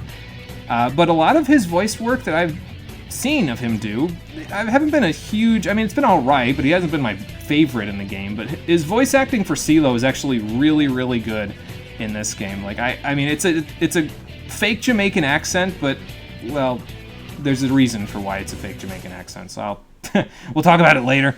I can't say it any more without spoiling it, but basically, the voice cast in this game is really good, so. Well, I mean, it's the first time I'm playing. What do you expect, kid? I gotta go to the healing point after that burn. Good lord. But yeah, so that's a fun little mini-game. I don't know if we'll ever complete it, but, I mean, it's there for us to play to break up the monotony. Well, I wouldn't say monotony, but it's there for us to break up the gameplay a little bit in between dungeons, so. Alright, let's go to the urban area in Sala Park, and then we'll head off to the laboratory dome and see what the hell's going on there. The one thing about this part that kind of is like, okay, maybe this is a little weird, is like, you would think that they would have, like, I don't know, wanted posters or something up of all of us, although that may actually be Jenna Angel's doing. She may be, like, suppressing them from putting up wanted posters and saying, hey, if you see these people, report to the authorities immediately. Like, I mean, she's the chief technical director, so she may have her rebellion people actually suppressing information to make it so we can move about the city freely. Sorry, I'm talking while taking my jacket off. So, I didn't even think of that until I started talking about it, now that I think about it. Huh. Well, anyway. Yeah, I've heard a few things too. Well, you're wearing a blue armband, so you're already taking sides, really. Cat's still here. Still don't know what his game is. I'll do the best I can, CeeLo. I'm trying to rotate everybody in and out of the party as best I can, so. I mean, if it's all data, technically they're both the same thing. It's just a different world. Is this gonna get into, like, multiverse theory or something? Oh, boy. Humans are the ultimate beings because we stole everything that makes us ultimate from an ultimate being. Oh, if you say so, man. I don't think God will be too happy about that.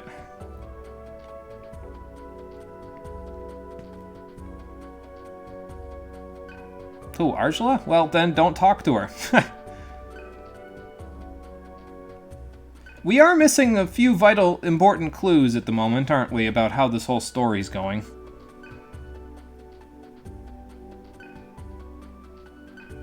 Yeah, there's nothing keeping the solar data from being malignant out here because there's no rain, so... The egg, huh? Oh boy. Yeah, did you read that short story yet? It's surprisingly poignant for this game's story. Oh boy. So the egg is actually a communication center. It's the direct place of research where they've been having Sarah communicate with God. So, and that's where we're going. It's inside the laboratory dome, so... Yeah, you gotta be careful with your mantras, otherwise you end up wasting a whole bunch of AP and, you know, all that stuff. What happens when something falls from the sky and cracks the domes? I would assume that the glass is too thick for that, but if we're really being honest, I don't know. I would imagine they have technicians to repair that stuff. Probably like a minor PR accident where some of the light slips through, it turns people into demons, they end up killing them, they put them in the processing dome to be turned into dog food. You know... The usual PR nightmare you would expect from a company trying to take over in the post-apocalypse. That would be my guess, anyway. Well, at least it's not a rumor over here. Apparently these guys get the information a little faster. Well, there's 3 factions working to control things now here, but let's see what does what, shall we? About that, sir, you may want to talk to Madame Cuvier about that one. They're thinking that they're eventually going to tear the walls down and let everybody go outside anyway. How do you fix the domes when you turn to stone trying to patch the cracks or the holes? Well, the technicians would only turn to stone in that case if they do not have Atma in their bodies. So probably what they would do is they would have the technicians be demons. Right? Because, and here's the thing, is that you don't immediately transform into a demon in the sunlight, because we didn't immediately transform into demons in the sunlight. We only transform when you choose to. So they would probably just have technicians that are also tuners fixing the domes. It would be my guess. So. And this is a surprisingly poignant little thing from Roland here. This game has some very interesting philosophical notes that it hits on, so... Yeah, I get the feeling she does too, but she's really dead set on this path of, nope, it has to be exactly what I said because I failed before, so I won't fail again, and it's like, you're already failing! So. Well, I mean, if you think about it, you fight for those things too, Argela, so it's always fighting. It's just a matter of what you're fighting for. Complacency, Gale. That's what happens. Complacency. Nobody wants to do anything because they don't have to do anything. But, I mean, forcing them to do everything because you say, no, fuck you, your society shouldn't exist anymore. Do they deserve that? No, I would say not.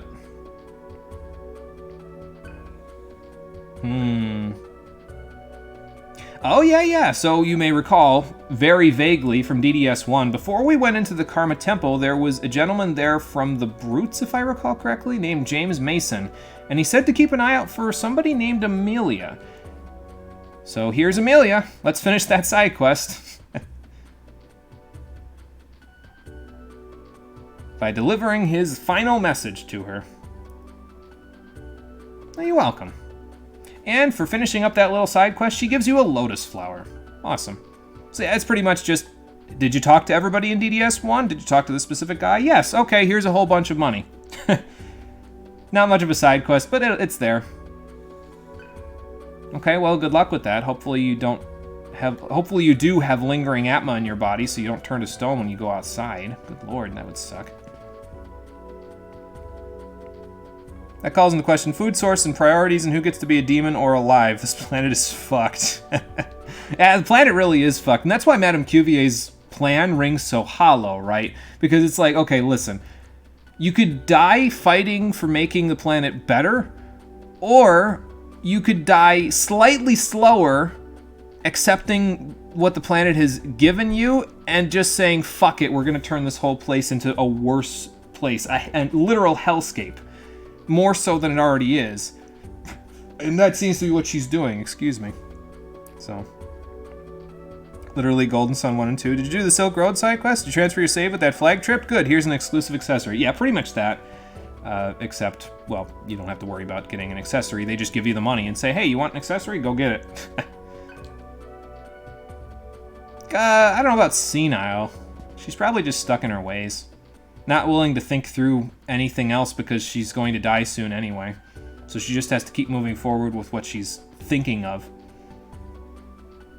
So. Yeah, Avatar tuners or, well, demons, but, you know, those who devour works too. And this guy actually could side with whoever he wants because he doesn't have a band on. He does have a blue helmet, but he could technically just swap that out. Oh, okay, sure. I'd actually like to see that.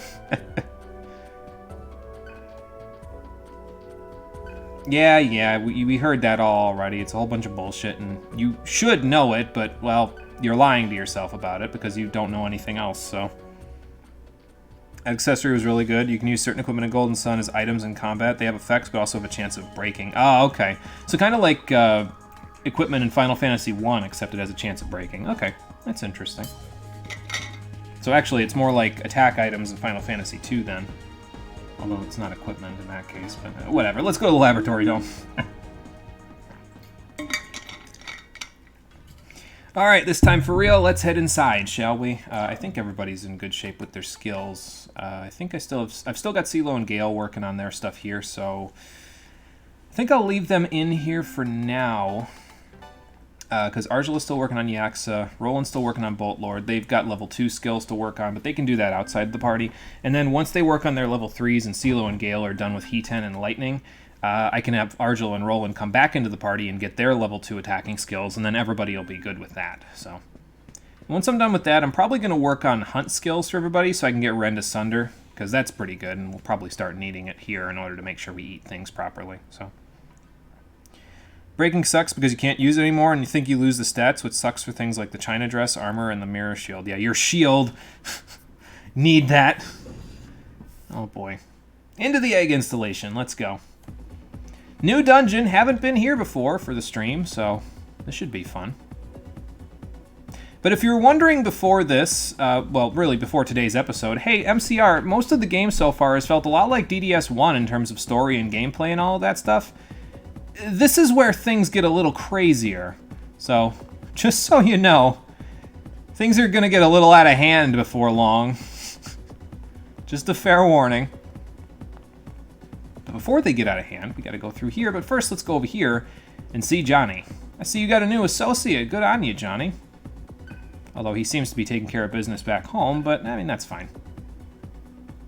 I don't think we have anything that we want from him, though, because we pretty much just bought and sold what we wanted back at home. I guess I could buy a few of these. Just get up to 15. Even these are going to start getting a little obsolete pretty soon, though, because it's only 150 HP, so... Well, actually, thinking about it, no, they probably won't go obsolete for at least another couple of dungeons, so... That should be alright for now. Alright, we're good. Thanks, Johnny. Some items really cool, but they're rare drops from mobs. The Scholar Head is one that just inflicts curse when you use it. Curse in Golden Sun kills you in 7 turns if you don't cleanse it. Guess what can't cleanse debuffs and statuses? All enemies. Yeah, that would be pretty good to use then, yeah. Oh boy. Let me make sure I've got everybody set for what I want to do here. Don't worry about it if we're still working with the level 1 skills by this point in time. You want to have the level 2 skills if you can, but, well, we don't have all of them at the moment. So because I don't have all of them, I still want to have access to my Ma skills, the multi-target elemental skills. So it's probably better just to use the level 1s until you get everybody the level 2s. The level 2 attacking skills, that is. So, alright, and in this one we're going down. So, went up 55 floors before, now we're going to be going down however far down this place goes. Golden Sun fangirl and you can easily run. No, that's okay. Go off on it. It's fine. I don't mind. I haven't played any of them yet, but I'll get to them one of these days. Uh-oh. They already know we're here.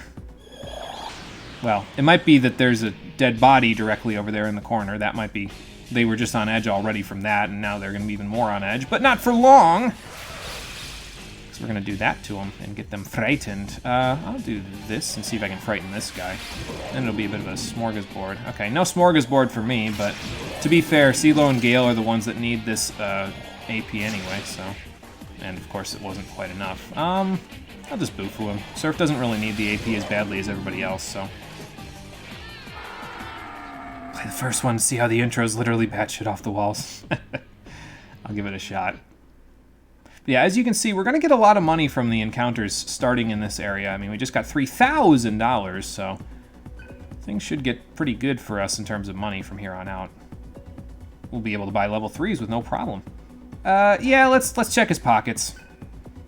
So yeah, most of the items that you'll actually find in this dungeon are actually going to be in the pockets of dead soldiers, so always make sure that you check the soldiers to see if they're dead.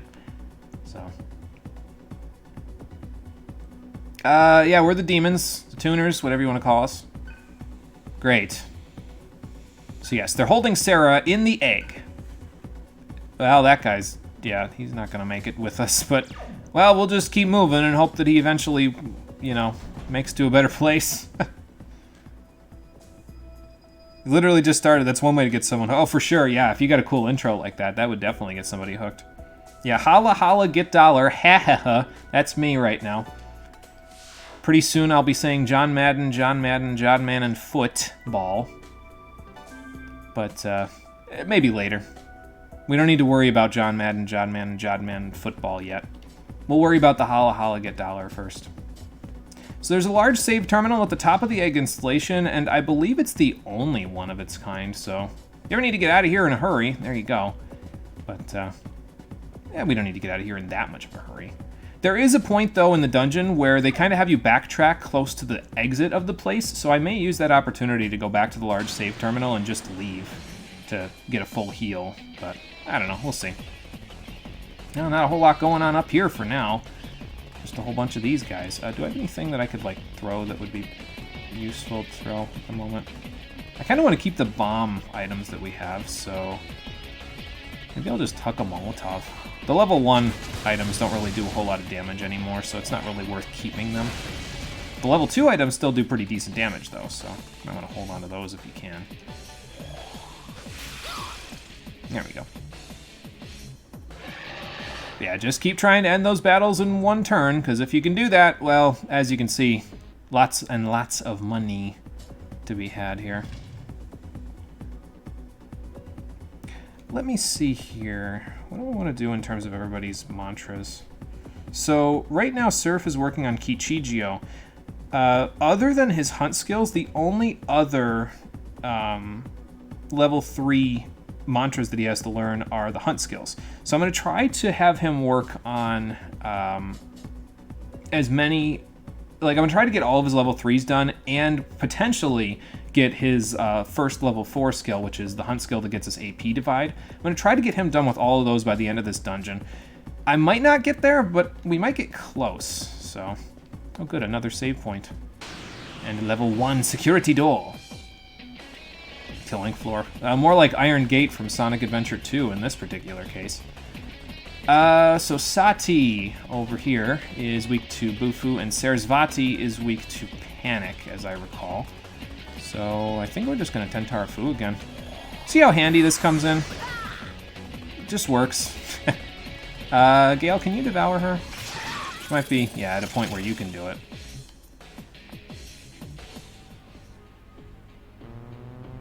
And that'll get him a little closer. Arjula is almost done with Yaksa. I think we'll just run around this room for a hot minute until Arjula gets done with Yaksa, and then we'll go from there. The door has a security lock, so we can't do anything about that for right now. Guess we gotta go one of these other ways. First, let's use the save point to get Arjula Ice Leader once something decides to attack me. There we go. Uh-oh. That something is Moro Mohicans. Well, let's see if we can get lucky. If we do get lucky, we should get a pretty decent chunk of money out of this, too, because I think they start giving more money starting from this dungeon on, so... And then once you get to the final dungeon, I think it increases again, so... Alright, let's just start with the usual. Okay, nope. And... no. Okay, that's fine. Again, you don't ever need the Omoicons to give you anything, but I would like to demonstrate what they do when you hit a weakness, if possible, before the end of the game, so... We'll see if that happens. Not today, apparently. I don't know why, though. I usually have more luck finding them if I just run in circles near a save point. I don't know if they're, like, programmed to do that or what, but... okay, so this leads downstairs. Let's not go there just yet. See where this leads first, and then we'll go from there. Strong peasants inside the room. Okay, so not there just yet either. Let's just get Arjula Yaksa first, and then we'll go from there. You know, I'll just save, and then we'll go into the room. Need those Ma level spells to just check all of them. They actually have an AI script where if you use AoE attacks on them, you will still get a weakness hit on the one that's weak to that particular skill, but they'll tell you you're a cheater and they'll all run away and take all their money with them. Same thing if you use Almighty skills on them, which do work. You can use like wild bombs and everything on them, and it does enough damage to pretty much kill them, but they'll still accuse you of cheating and they'll still run away with all their money, so yeah. No cheesing the Omoicons. You gotta guess and play their game, or you don't play at all. So, you would learn their weakness that way, but the weakness changes and shifts with every battle with them. So, we've just gotten exceedingly unlucky at this point, with us not hitting any of their weaknesses with either wind or fire at any point. So, that's such an Atlas thing to do. Oh, it sure is. It's great. I love it. Okay, so they're both frightened. So what I want to do is I want to do this. So that CeeLo can eat that guy. We'll let Gale eat this guy. Or we won't. This isn't good. How about landmine? Okay, that was just enough to get rid of Sati. Okay, cool.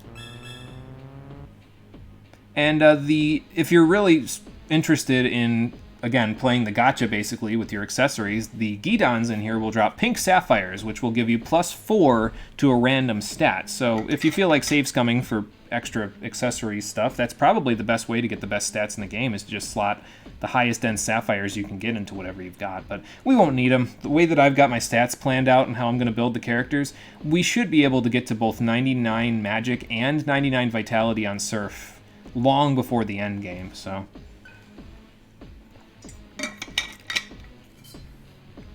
Although, actually, I probably won't get to 99 magic and vitality naturally. I'll probably wait until I'll get to a certain point and then I'll stop.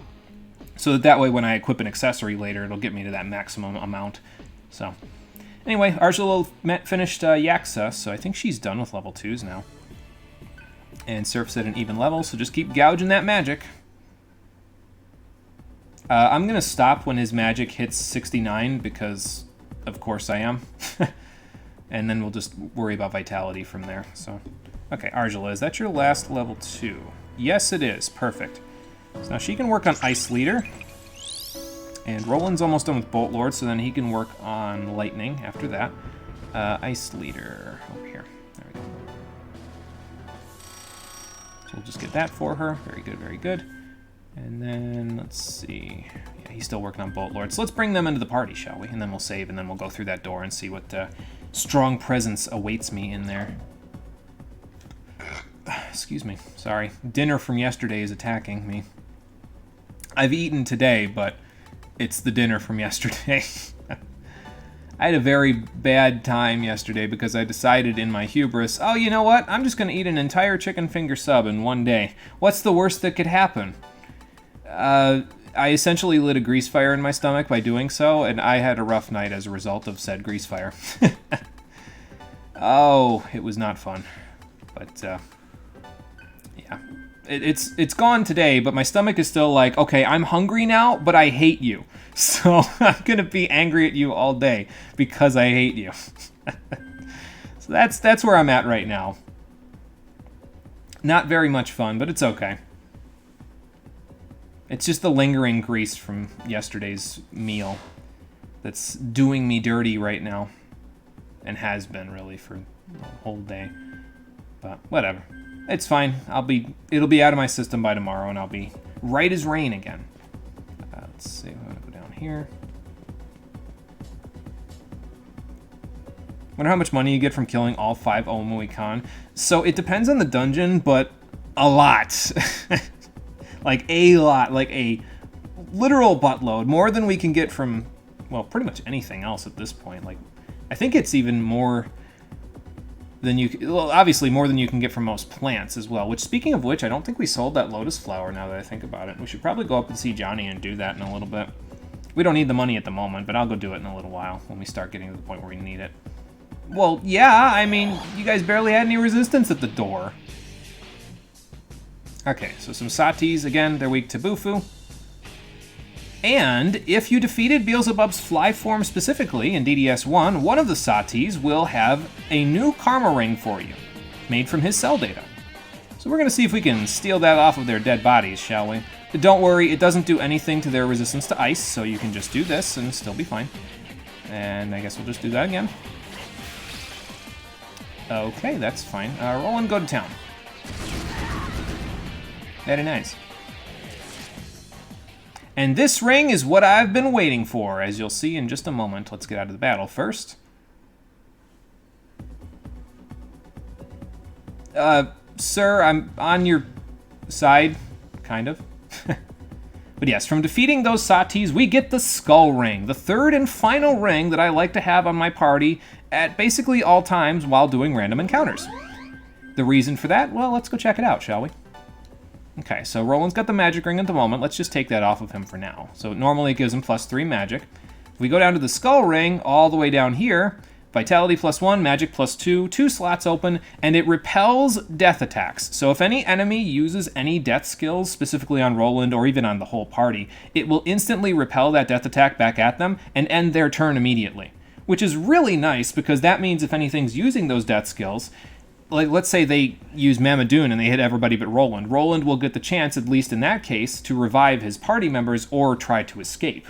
So it's pretty nice, and I'm going to keep it on him or Gale for basically the entire game from here on out until we... Eventually, when we get to a certain point, we'll get rings that are better for boss fights, but the Trick Ring, the Rich Ring, and the Skull Ring are basically going to be our 3 rings for the entire game up until we get those special ones that I can use in specific boss fights, so... Alright, let's enhance this thing. We got a blue diamond, we got a yellow crystal, so let's do that, shall we? Eventually we'll get better crystals and diamonds to put in these things, but until then, we'll just go from there. But yeah, as you can see, +4 to a random stat from the pink sapphire would be really nice, but, well, I don't have any room anymore, so I'll just leave that for now. Like how you're legit just being rewarded for side questing in the last game and tripping tons of flags. It's nice to be rewarded for extra effort. Yes, it's very nice. Definitely helps. Yeah, Roland's poses are great, Freaky Slime, dude. They're fantastic. Like, his demon design is just all around great, but I don't know. Interesting. I wonder what they're monitoring. Probably Sarah, if I'm being honest. Is there anything? Oh, yeah, there's a dude over here. Again, make sure you check their pockets, because they've probably got something in them. He is the embodiment of Rule of Cool. I didn't get the chance to name an episode that just yet, but we did name episode 2 the Rule of Cool at one point, so... Oh, good. Level 1 security door breach? Question mark? Well, not really a breach. He used his key card to get through, and that means we can get through. But before we do that, let's head downstairs over here and just see what we've got. Yes, radical indeed. Alright, we're all ahead full here. We're all fully prepared for anything they can throw at us, so let's just do what we can. Yeah, as you can see, Mabufu's really not going to be cutting it for very much longer. It's pretty much after this is where it's going to start falling off, so... Because you're going to have to start using it multiple times, and at that point you might as well just use Mabufula. But not everybody has their level 2 attacking skills yet, so we gotta, you know, get those first. Excuse me. Apologies. It's not very good. Level 1 security door, Metroid Fusion, Metroid Dread announcement. Something like that. I don't know. Like I said, I get big, like, Iron Gate vibes from this place, like from Sonic Adventure 2, but that's probably because of the security doors, and that's the only game I know of where they specifically say anything about security doors, so... No, nothing new here yet. But there is an item over here that we can go grab, so let's go see. Oh, those birds with the katanas from the minigame. Nice. Fantastic. They're weak to Zeo, if I recall correctly, but the Gidon's weak to Bufu, so let's use that while we're at it. I think I can Zeo now. Yep, there we go. Oh, look, and they're all shocked. You know what that means? Smorgasbord time. Oh, I won't have a chance to because well, they're not all, I only have 2 press turns. Guess I gotta pick and choose. Well, Roland needs the AP for Bolt Lord, so technically Argela does too. I guess I can do this. I probably should have eaten the Gidon, but I wasn't sure if it'd be enough, because he could use like Agi Lao or something like that to just wreck me. Let's see if Surf can do it with his Devour. He still only got 4 strength, so okay, he got it though. You understand how hyped I am for a post-Fusion Metroid game? I still gotta play Fusion, honestly. I never really got into the Metroid series, and I've been meaning to for a long time, but I just haven't gotten into it yet. I'll get into it one of these days. I think I have Zero Mission on an emulator. So, maybe I'll do that in on my off time or something. When I'm not playing on the stream on a day. Let me try that again. On the days when I'm not streaming. There you go. Okay, we got a Daisy here. I might go sell the Daisy and the Lotus Flower to Johnny upstairs, actually, since we're already, you know, going back upstairs anyway. It's not that far of a walk. Oh, good, Mind Charge. Fantastic. It's a good thing I don't have Gale in here to do, well, to deal with that, because then she would have Mind Charged Maziongaed me, and that would have hurt like hell. So, please no. So CeeLo and Gale might not actually be in the party for this particular section, because there are quite a few enemies in this area that use Zeo skills, so we might be rocking Argela and Roland for a little bit. But that's okay. CeeLo and Gale are pretty much done with the... Well, they're working on the skills that I care about right now, which is their level 2 attacking skills, and then after that they can work on Rend Asunder, and then we'll be fine. So, probably be rocking Argela and Roland for a little bit, but that's okay. Can't wait for Dread. You love how you learned to Shine Spark and Fusion from button mashing? I still don't even know what that means. But it sounds cool, whatever it is. God, Tentarafu is so good. I'm not going to say it's broken because I just want to use it and abuse it, frankly. So, oh good, Vitality, that's good. What else did you get? Strength, nice. I'll take that. Roland is one of our 2 physical attackers after all, so he's got to kind of pick up the slack there. Especially now that we know Heat's a traitor. Like, what the hell, Heat? How am I supposed to have physical attackers if you're not gonna... if you're gonna do what you're doing? I gotta wait here, actually, because we gotta get Roland done with Bolt Lord. Although, with it being max noise, we'll probably get into a Berserker fight. Oh, no. Okay. Well, this isn't giving me any AP anyway, so whatever. I guess I could wait the turn out for them to transform, but... I don't care. I can't believe the move that inflicts status and does damage is viable in an RPG. Oh, and actually, speaking of which, I checked when I played the game through myself a little while ago. In endgame, status effect attacks are actually viable because not as many enemies resist statuses as elemental attacks near the endgame. And there are moves like Tentarafu down the status ailment line of mantras that deal medium damage and have a chance to inflict that status. So like, Tentarafu's one of them. You'll get it with a 5-star difficulty mantra, so it's a little ways away for anybody to use not as a combo. But it's one of them, and then there's other ones for stun. There's one for curse. There's one for charm, I think. There's one for mute. So they are viable, actually. So you can actually have an ailments team in this game. It just...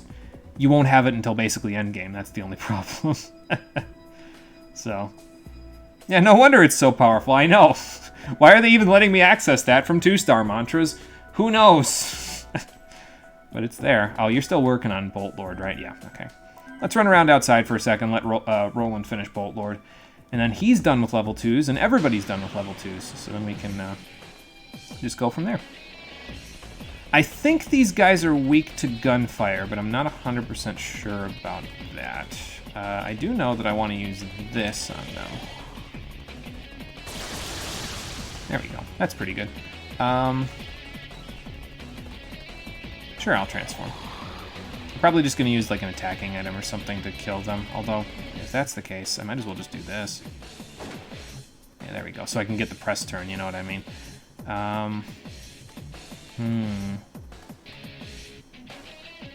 I think they can use, like, you know, Zan skills and stuff like that on you, so they're... I'm just gonna kill them, whatever.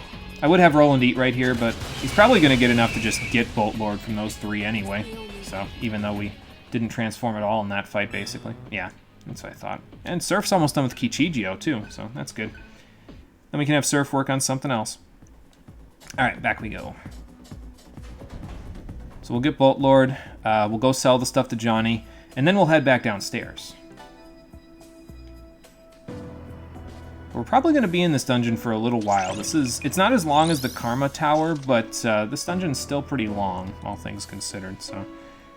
let's see, Roland. You've already got Earth Temple. I'd like you to work on Twilight eventually to get Makakaja, but Lightning is probably the more appropriate thing to work on right now, so let's do it.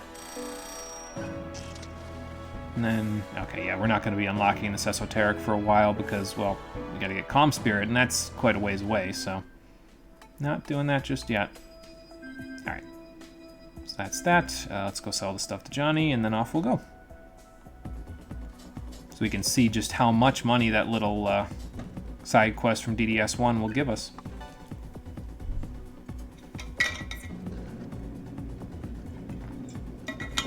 Kind of dig the music here too. It's kind of this like lo-fi, like electronic vibe to it, you know what I mean? It's just kind of, it's almost just like a beat basically with just a little bit of instrumental work in there. It's kind of appropriate, I think, for the area, because I get the feeling of, like, sterility from this area, which comes from the fact that this is where the Order ending boss is basically, you know, holding somebody hostage that we know.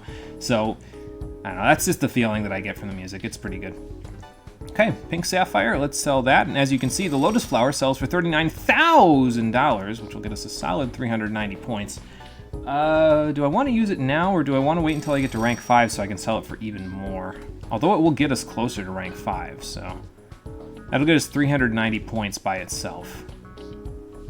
So...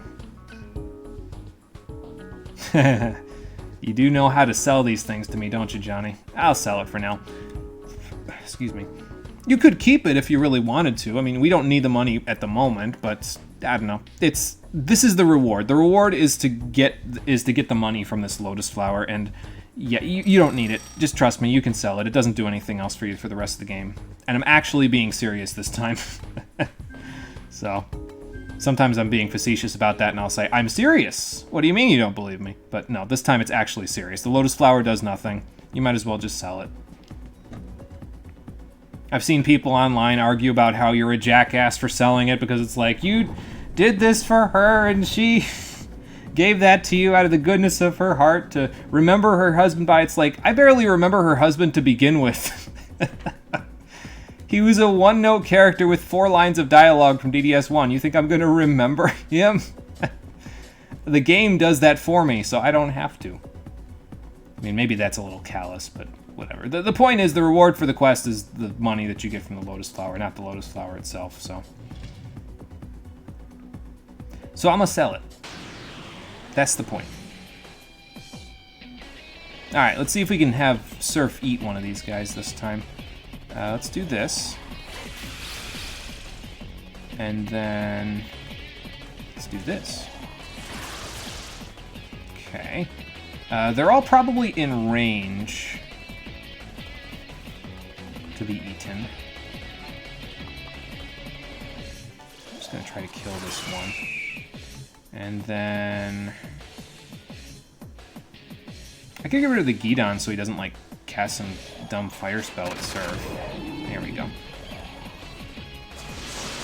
I suppose Shockwave, Arjula has a weakness to that, doesn't she? But I think that's one of the only enemies in here that actually does anything wind-based, and, well, they're only really on the higher floors, and Arjula has so much magic it doesn't really matter because they don't really do that much damage to her, so... oh, that's not good. Well, just kill him, it's fine. So as you can see, these low-level attack spells are starting to bite us in the butt a little bit, but it's fine. We'll get some better ones soon enough, so... if I focused up a little more, or if I had killed any Omoicons at this point, I probably would already have all of my level 2 attacking skills, but it's okay. We'll make it. Not concerned.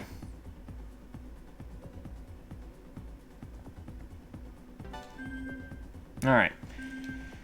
So let's keep going for, like 45 more minutes, I think, and then we'll call it a day. We'll probably be not quite halfway, maybe like a third of the way through the dungeon at that point. So then, by the time we get to the end of the next stream, we should be done with the dungeon on Saturday.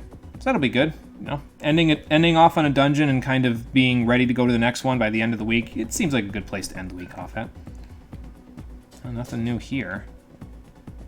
Always try to check these rooms, though, because you never know when there's going to be something fancy hidden inside. Is there? Okay, it's just a pipe. I thought there was a person over there, so I'm like, oh, good lord. Oh, an elevator. Okay, well, this will take us a little further. Into the basement, 10th floor. This place must go down quite a ways.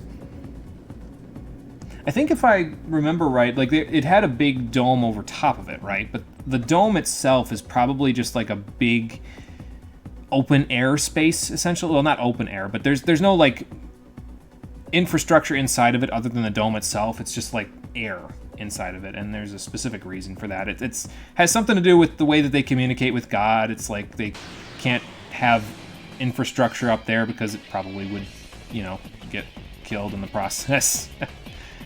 This is a tricky one, I think, because if I remember right, these guys are weak to wind, and this guy is from the first game. He's specifically weak to earth, so...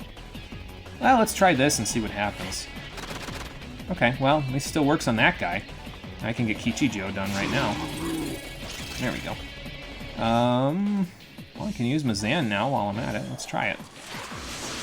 They are, in fact, weak to it. Good. I don't think we're going to be able to kill them, though.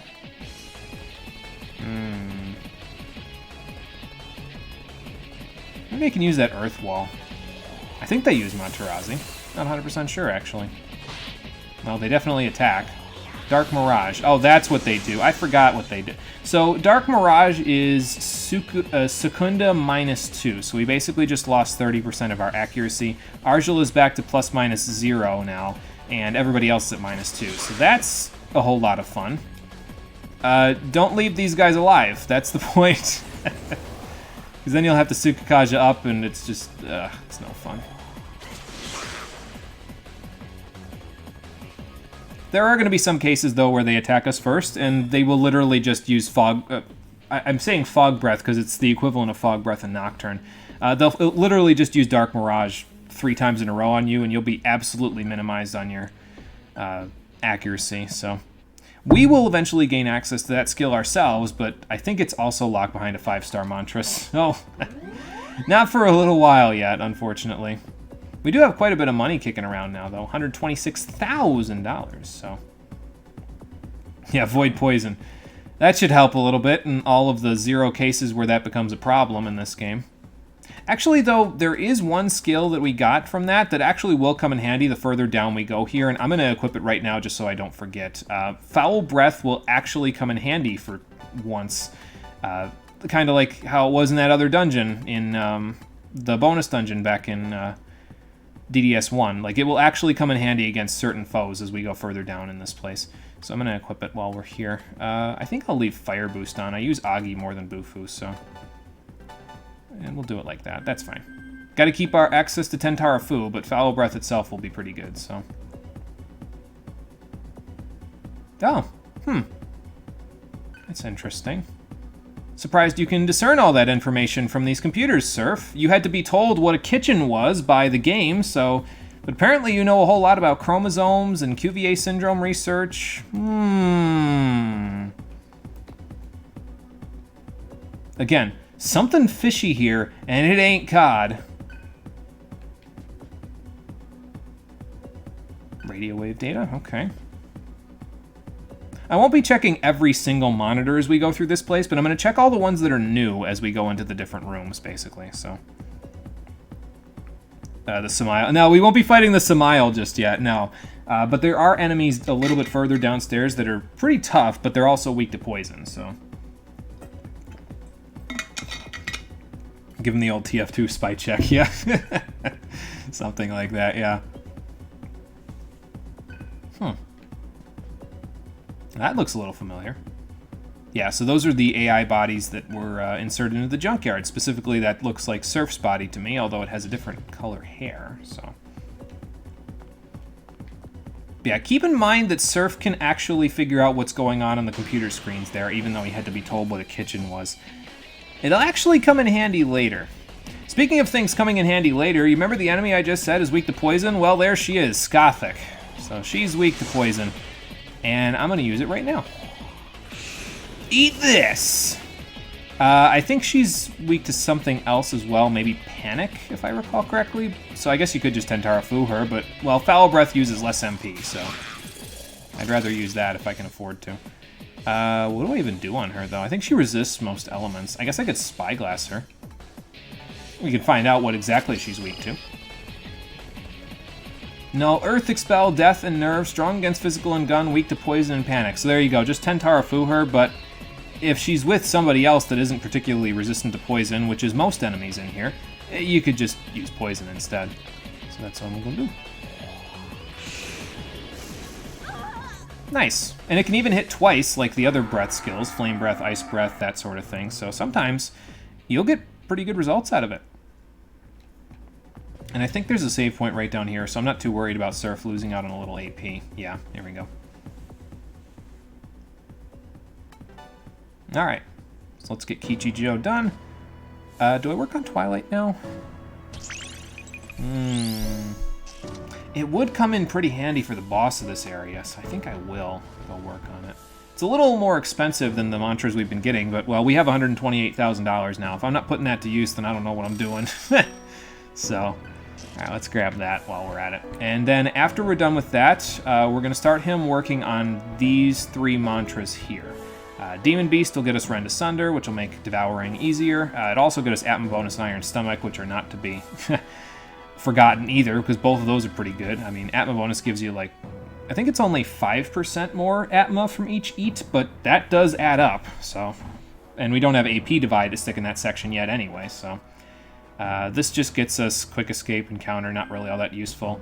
And then Holy Beast is where AP Divide is kept, and also the highest level eating skill, Consume, is up here. So we'll want to grab those for everybody eventually, but mainly Surf, because he needs the least amount of mantras out of anybody in the game. I think I only have him mastering 30 total? Let me see. Yes, he only has 30 total. I actually have that listed on the edge of my notes to see how many everybody has done. So since he needs the least, he's probably going to be the one that's going to be done with the mantras the quickest. I'll be mainly using him later in the game to kind of fill out some of the sections of the mantra grid, particularly on the physical sections, where we won't be touching with the other characters so that I can get access to these esoterics and everything like that. So that's the plan. But we'll get this first, and then we'll get, you know, this, and this. So, excuse me. It's literally called Rend Asunder. Are you eating them or mutilating them? Why not both? Okay, anyway. So let's save now that we're here, and then see what we can do here on the basement 10th floor. There's usually just like a little, I don't want to say puzzle on each floor, but kind of like you'll have certain paths blocked off to you, and you just got to go explore the rest of the section to eventually find a key or another scientist to scare into opening the door for you. Like in this particular case, there's a level 2 security door here, and yeah, that ain't opening right now, so I guess we'll go the other way. We don't have a key for this one yet either, though, because as you may remember, the one guy ran away from us, so we can't go that way yet either. Guess we gotta go spook a few, gotta go flush them out. Go see if we can find those other guys there. This battle is gross. I fucking hate this battle, because not only did we start untransformed, we also got Dark Miraged. Oh, I really don't want to do this one. I also don't want to run away, because if I do try to run away and we fail, well, we're kind of in bad shape. I guess I just did save. I'm gonna try it. Okay, yeah, I figured that was gonna happen. But yeah, that's the main reason why I don't want to deal with this, because we have to deal with the stupid Dark Mirage bullshit. Ow. Well, one more time. Okay, goodbye, Argela and Roland. And Surf, probably. Okay, well, Roland's still alive. Get me out of here! Okay. So yeah, as you can see, things can go very south in here if the enemies get a specific formation. And in that particular case, it was, well, A, Dark Mirage, B, critical hits, and C, wasn't transformed. Like, what do you want me to do there? But this might be our first game over of the game, so I think I'll watch this little section. That's not good. Why you melted my cat? What the hell? Omani Padme, is right. What's that all about? Well, if I recall correctly, it is a Buddhist mantra, and we don't have a direct translation in English to it, if I recall correctly.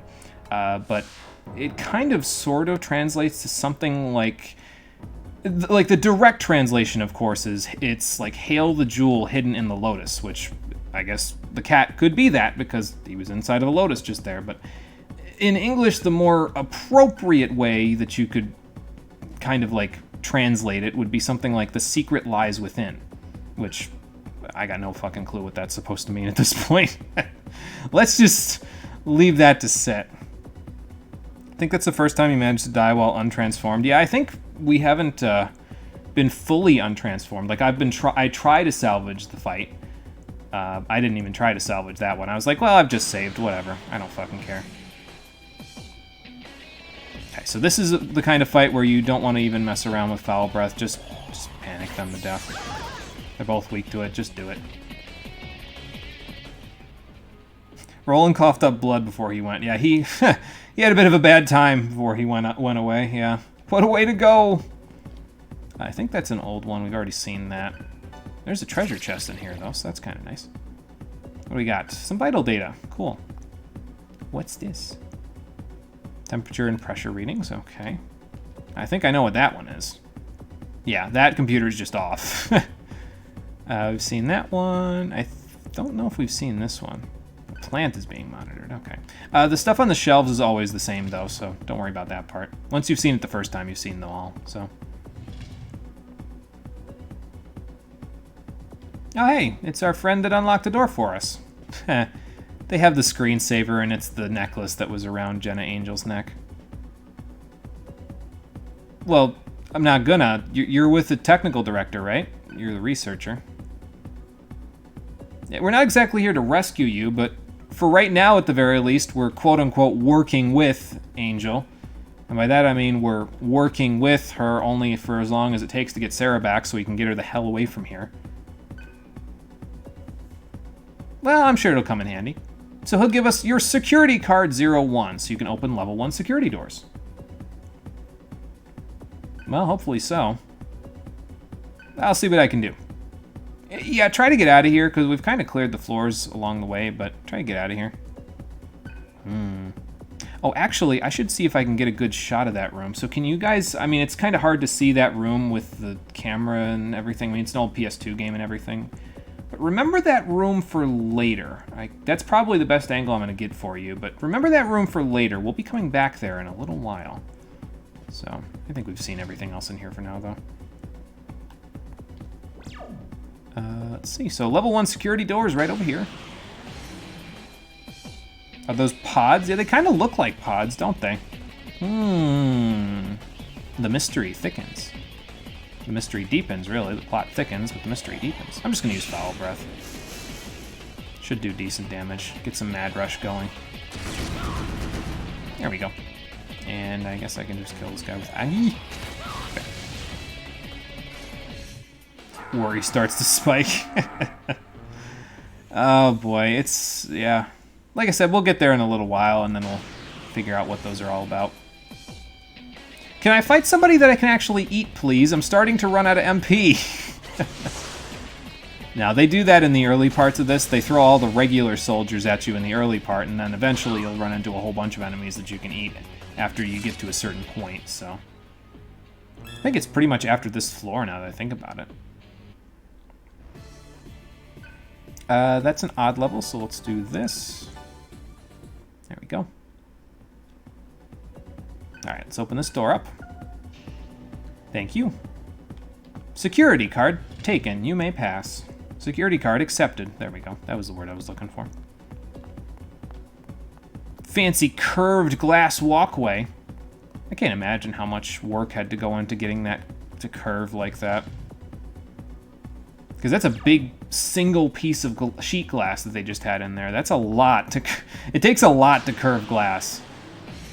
Like a lot of shaping, basically. So...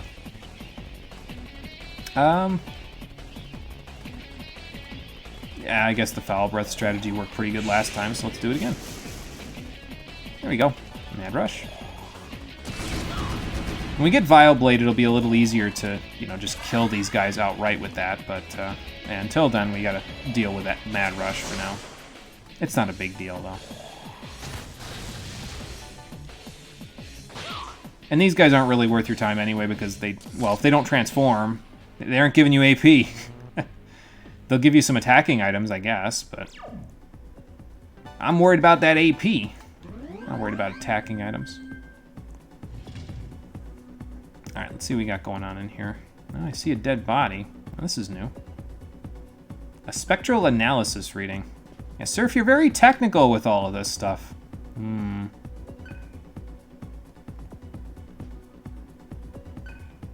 let's see what's in here. Some dispoisons, okay. Is that the junkyard? Yeah, familiar scenery. Well, it's familiar because it's the junkyard. So, we've seen all those. Those are molecular formulas. Here's a level 2 security door that we can't get through just yet. Okay, seriously, guys. I need AP! Nice dodge, Argilla. I'm just gonna Tentara food them. I know we're running a little short on AP, but I mean... If it just kills them outright, what do I care? Then I'm not gonna bankroll on whether or not Mad Rush misses, you know? So. Alright, well, we gotta go this way then. It's the only path forward from here. And it actually leads downstairs. To another save point. Good. Let's go use that right away. The save points in here are... pretty close together in a lot of cases. Usually they're not terribly spread out, but I mean, consider the fact that you have to go to a save point in order to download a mantra. That kind of forced their hand when it came to where they could and couldn't put save points, you know what I mean? They kind of didn't have a choice. I didn't put Mutual Karma on CeeLo and Gale, did I? I should do that. It's okay, they're not going to be too far behind here. And Roland will always be behind anyway, so it's not a huge deal. Let's put that on right now. Yep, and just mana, that's what I thought. I knew I was forgetting something, but I couldn't figure out what. There we go. Why don't you Dia yourself and Surf there? There we go. Should I save that again? Nah, I think it's fine.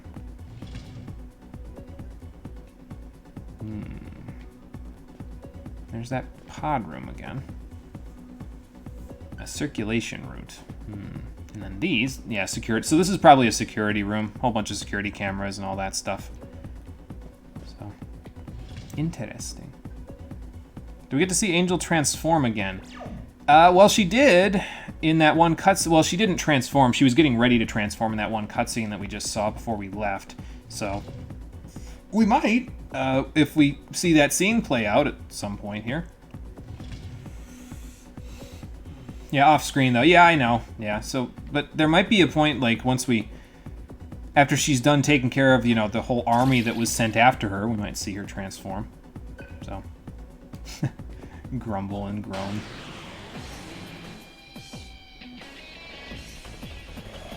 Okay, well, we know what this guy's weak to, but also he's got something Argel is weak to, which is just fantastic.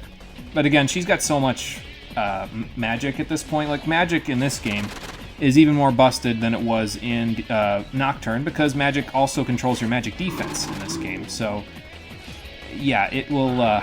It makes Argela very, very strong, because most enemies, when they attack you, will just attack you with magic. And even if it's a weakness of yours, Argela's magic is so strong, it doesn't matter. She just tanks it with her face anyway.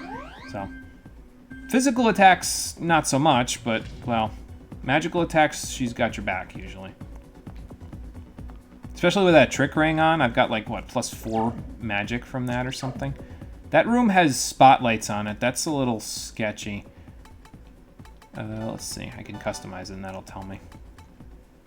+5 magic on it even. So, yeah, that'll really help her out there. Okay, well, that's not going to lead to the room there. Let's see. Oh, don't think there's a lot of new stuff in here. I'll just fill the room out for the map, but there's this, actually. A spherical object. Wonder what kind is... Well, we know what kind of spherical object, but wonder which spherical object. Oh, good, a firebomb. Hit the guy with even more magic than Argela. That's great. Finally, somebody with AP. Good lord. It's an Ose, though. Which could be a little tricky.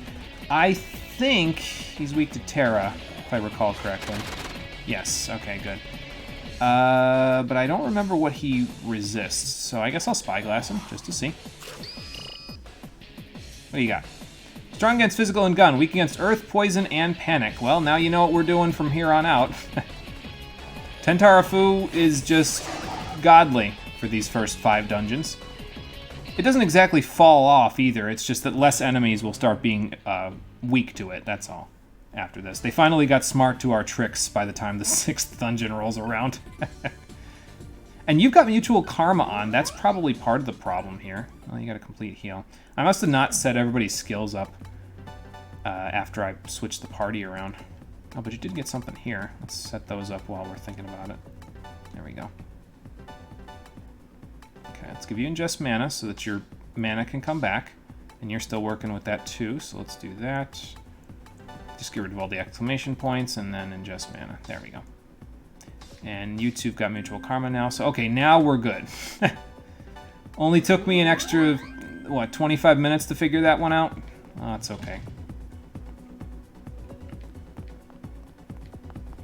How far behind, incidentally, are CeeLo and Gale now when it comes to EXP? 747, 374. Okay, so they're not that far behind. They're about where Roland is, which is no big deal. They'll catch up. By virtue of the fact that Roland needs more experience per level than anybody else, so... Oh, this'll be fun. Actually, this one isn't too bad. It's just Terra, and then Bufu, and then go from there, so... Although I'm not sure if you can do either of those, can you? No, you can't. I guess just whack Edon upside the head. I think he has a counter, though. Yeah. Enemies will start having counters from here on out, so you gotta be a little careful of that. But that's okay, we'll be fine. Why don't you munch on... I think the Gidon's a little close to death, so let's munch on him. No, not close enough, evidently. Alright, that's fine.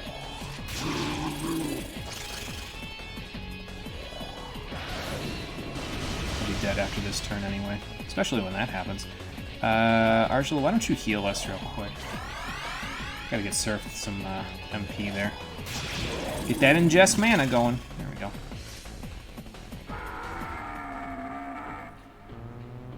So he can slowly work his way up with Twilight. I gotta remember, though, that I don't have AP Divide yet, because we're gonna get it by the time we're done with... I think by the time we're done with the next dungeon, we should be able to have it for everybody. But I don't have AP Divide yet, so I gotta remember that I can't just devour everything in sight.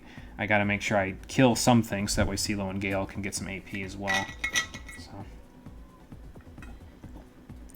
But we'll figure it out.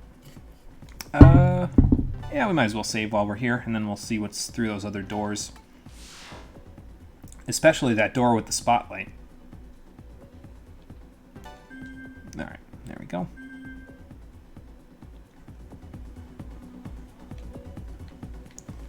And over here. I don't know, the music is, like I said, it's very chill in this area, but it kind of has that, like, it feels like it's a facade, you know what I mean? It's not supposed to be, like, lo-fi or chill because the area is lo-fi or chill. It's lo-fi or chill because of the fact that the area is a place where there won't be any agency if Madame QVA gets her way, so... Incidentally, though, that does bring up an interesting thought that I didn't really think about before this. So, QVA syndrome. We know from hearing from Roland, first and foremost, that QVA syndrome was found by Jenna Angel. She was the one that discovered it. So here's the real question. Why is it called QVA syndrome if she's the one that discovered it?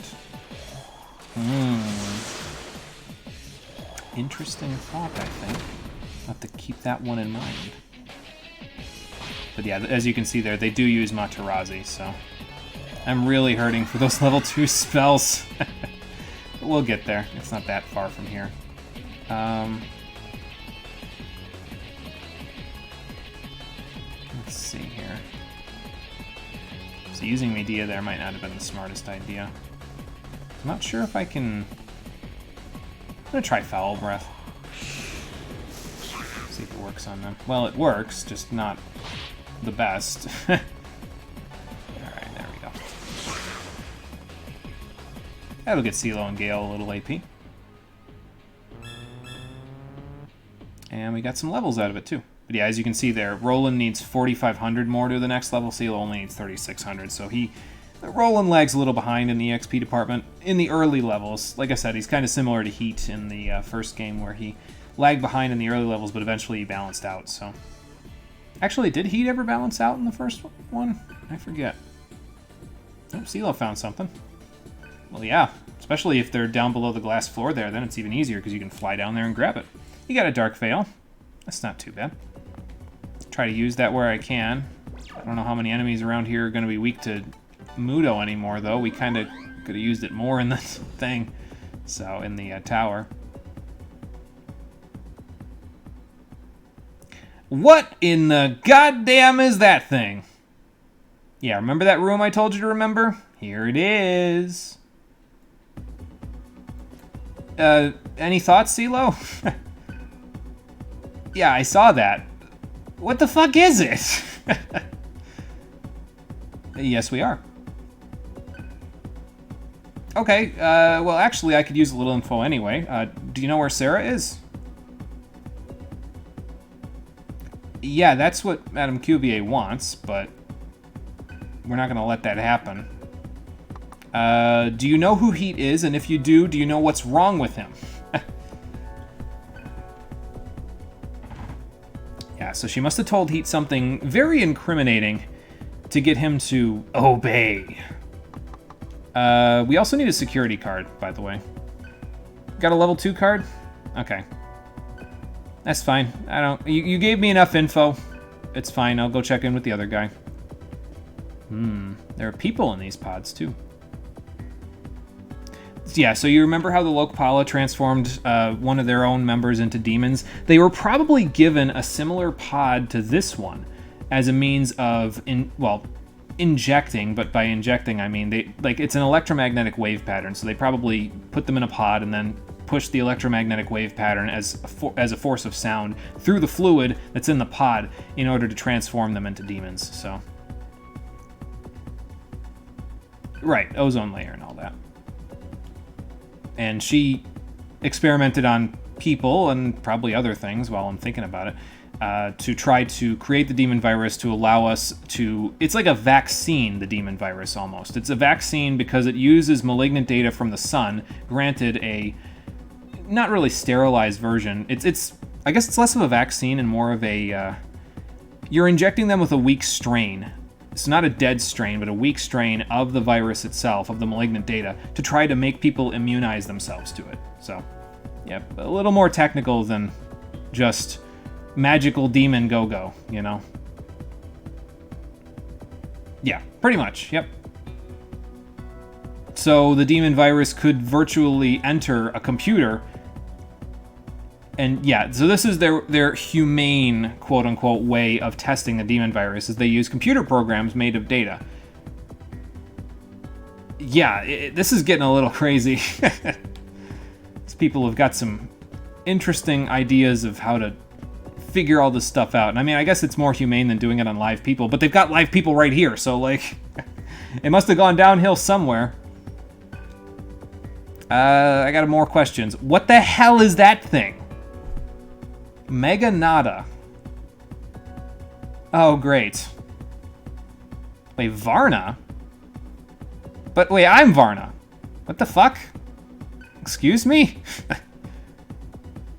And this is where Jenna got the demon virus from originally. When the incident that darkened the sun 5 years ago happened, apparently this was one of the first sites for all of that to happen, and it transformed, well, it turned a whole bunch of people into demons, most likely, so it probably bordered on the same sort of thing that happened in DDS1, where when Sarah was sent to us inside of the egg, we all turned into demons from that crazy light. So it's kind of similar to that, basically.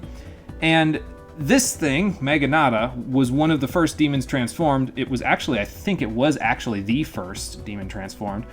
And they captured it and used its demon DNA as a means of creating the demon virus itself. Again, probably started with good intentions. Hey, if I use this, people can immunize themselves to the sun and we can figure out how to fix it. But 5 years is a bit of a long time for someone to, you know, go off the deep end. So, but yeah, you get a lot of information about what's going on in the game's background in this area. It's very interesting, and you got to pay attention to all of it so that you know what you're thinking of as the game goes on. So, yeah, what exactly happened 5 years ago? You mean Argela? Actually, that would check out, wouldn't it? Because didn't Colonel Beck say something about her getting eaten at one point? I mean, I'm data from a computer program, dude. I don't know what you're talking about. The plot thickens again. You got a security card for me? Thank you. So we'll take the level 2 security door card. Yeah, I appreciate it, I guess. Getting any interesting info out of that, Argela? Speaking of philosophies, there you go. This must be a database about gods and demons on the computer screen here. I don't know. It depends on how accurate their concept of, you know, heaven and reincarnation and nirvana and all that is. Is that what you're referring to when you mean another world? Yeah, I suppose that could be fair. We could just be in another computer simulation, except this time the person controlling it is an actual god, I suppose. Argela's got a lot of good things to say here, though, so let's listen to her about the other words as well she's got here. Yeah, what is this thing? I heard it's called Meganata, but what does the database say? The son of the Demon King Ravana. Boy, that should ring a little bit familiar. Spirit of Lightning, also known as the Undying One, and also known as Indrajit. Roland, my friend, you better watch your fucking back around here. Indrajit is the sworn nemesis of Indra in Hindu mythology, if I recall correctly. Roland, watch your back. If that thing ever gets out, oh, holy fuck. Not good. Not good at all. Man the lifeboats. I guess the foul breath strategy worked the last time, so let's just do it again. Let's see, I guess Mad Rush? There we go. And then I think I'll do Agi because that's a little more powerful because I have the boost. Yeah, there we go. This is actually the point where you're going to want to, you might want to go leave the dungeon as well, by the way, because this is, we just got a security card, and we're essentially just going to backtrack to the door from here, so. There might be another point, actually, later where it's convenient to leave the dungeon, too. But as you can see, there's a little bit of there's a few places for us to go here. Although it might be better to just walk because there's another security door right there. Maybe I'll just walk there. We'll open up the doors, and then when we get back, we'll teleport out. We'll head back to the underground city just to heal, and then we'll come back. Sound good? Hopefully, because that's what we're going to go do.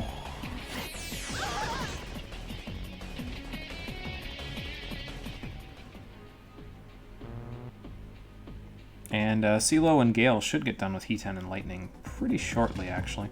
So I may be coming back to this save point. I'll save here for now, just in case, for safety, but maybe coming back to this one in just a minute. Excuse me. All right, so that's that. And then go see what's through those security doors, and then we'll head back out, and then we'll come back in. Use the elevators, and we'll go from there. Oh, Berserk battle. Well, let's get the heck out of here, then.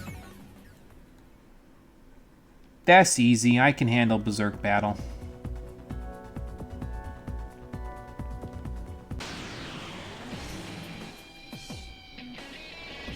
Alright, so this one, we can do this. What I wouldn't give for Zanma right about now. She has it, but still gotta use those Moss skills, so... Foul Breath will work in that department. I don't think you want to use Zan, though, on Skothic, because I think she resists it, if I recall correctly, from what we had previously, so... Roland, what do I want you to do? I guess just whack Taraka in the face. There we go. And then you're resistant to Earth. Actually, I don't think you resist Wind right now. It's Earth instead of Wind for some reason. I don't know why, but... Like, I always think of Skothic and I think of Wind because that's what she's usually associated with, but you know, whatever. I guess it doesn't matter. Could you not do that anymore, please? I would appreciate that. Thank you. Kind of wanted that MP for Surf, but whatever. I'll take it. Yeah, we're slowly getting up there.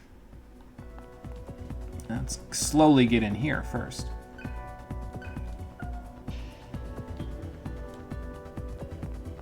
And obviously, the further down we go, the higher level security locks we're going to need to worry about. And, well, there's more to it than just insert security card, go, after a little while. But we'll figure that out when we get that far. That's for the next time. Hey, a rose! That's the next level of item for us there for selling. Next level plant. And this oversees Karma City. Oh, this one's very nice. I'll take this. Especially when Argila dodges. Good lord, that's very nice. Ow. Okay, maybe it's not as nice as I was hoping for it to be, but it's still, this is still good. We can do this. It's fine. Especially when that happens. Why don't you eat this one? Roland should be able to eat one of them, and then I'll just have Argila use Terra on the other one to kill it, because I don't know if she has quite enough to eat it with a -2 attack, so... There we go. Always nice when all the enemies are weak to the same thing, you know? Makes it a lot simpler to just whack them upside the head. We'll do that, and then Roland, why don't you dia us up a little bit? There we go. Yeah, we should be able to sort of like... Surf won't be at high MP until we get out of here, but we should be able to kind of fight our way through at about half of our MP until later on when we can, you know, use Rend Asunder and do all that stuff, so it's a little easier on our MP. Oh, good, another good one. You know, other than them using the Zanma. Their tongues are freaky, I gotta tell you what. Look at those things. The way they turn into spikes at the end when they hit you. That's no good. Let's go Terra. No Frightens, so I guess we'll do it again.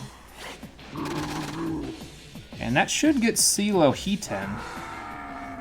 And that should get us Pain, because we're hurting quite a bit. Roland should get Lightning pretty soon, same with Gale getting Lightning, so... And then we'll have all our level 2s. Although I think with this particular team setup... Actually, I think the way I'm going to do it is I'm going to have Surf mainly using, like, the status skills and everything. Because he's got Tsukakaja. Eventually I'll have Makakaja as well, so I might want that for a fight. Mainly Tsukakaja, though. And I'll have Argila and Roland each equip, what's it called? 2 spells. So instead of Mad Rush, I'll have Roland equip, say, Zionga and Tarazi. So that way we can access all of the Musk skills with everybody. Because conveniently enough, with Argila and Roland's spell spread, Bufu and Zan, and then Zio and Terra, and then one other person using Agi, you actually can access all of the, what's it called, level 1 or level 2, level 3, all of the Ma skills just from that, so it helps a little bit. How about we Foul Breath?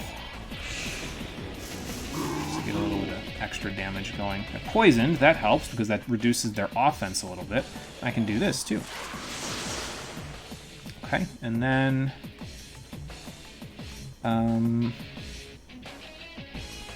Fireball. That'll work. So we got those attacking items just in case we get into a situation where they just barely live. So, which was that right there. Okay, so Gale's got Lightning, CeeLo's got Heaten, and we're almost done with Ice Leader and Lightning on Argela and Roland as well. So, and once we get those, we're in great shape. It's just getting those that's the hard part. Alright, they didn't attack us first this time. That's perfect. We got 2 Frightens, which is also very good. Let's see if we can get them now. Yeah, I was going to say, with them frightened, we should be able to get them without too much of a problem, so... And then do that, and then do this. There we go. Working our way back up slowly with our MP. So... Alright, and Roland's almost done. Surf got a level, it's an even level, so let's get him that for now. Let's see, so he'll have, at level 30, he'll have 63 magic. At level 32, he'll have 67. And then I can just level Vitality after that. For a little while, anyway. Until we get Vitality to 69, and then we'll start working on his Strength. So he doesn't hit for kittens when he uses his hunt skills. After that, he'll become a little more valuable, a little more versatile, so... Okay, I think now would be a good time to head upstairs, use the teleporter to get up to the large terminal upstairs, and then we'll head back down here after we're done. We can head through the level 2 security door right there, that was right there in front of us. So let's get some mantras first, though, since CeeLo and Gale are done with theirs. And then by the time we get back, Roland should be done with his fairly shortly after that, and then Argela will be done with hers. Surf will get done with his eventually, too. Okay, so now that we've got those for you guys, what else do I want? I think this is where we're going to want to start working on the hunt skills for everybody, is once we get these level 2 attacking skills. I have other skills that I want them to learn, like light and dark skills, buffing skills, all of that stuff, but it's probably for the best that I start them working on all of the hunt skills, because then I can just eat whatever I feel like indiscriminately, and I don't got to worry about, you know, I don't got to worry about, oh, well, I have to kill things instead of eating them, because I need to get AP for my party members outside of the party, so I could just do this and, you know, go from there. But let's start working on Demon Beast for CeeLo and Gale. We'll work on it with Roland and Argela once they're done with the mantras they're on right now, and then we'll go from there. Yeah, lots of good skills that'll come from these hunt skill mantras, so... And it shouldn't be too long before everybody can reap the benefits out of it. Excuse me. Alright, so let's go back to the underground city, we'll get our full heal. Come back here, we'll save it right here, and then we'll head back downstairs and we'll go from there.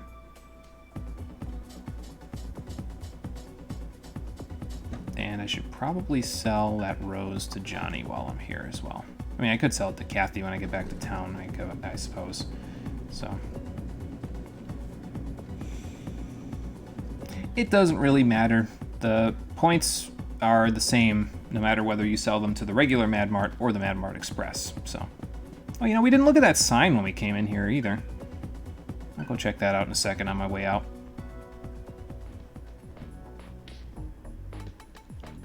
Let's see. So we are $64,800 worth of merchandise away from rank 5. We probably won't get there from this dungeon. That'll get us 195 right there. So that's pretty good. Yeah, we probably won't get there from this dungeon, but we might get there...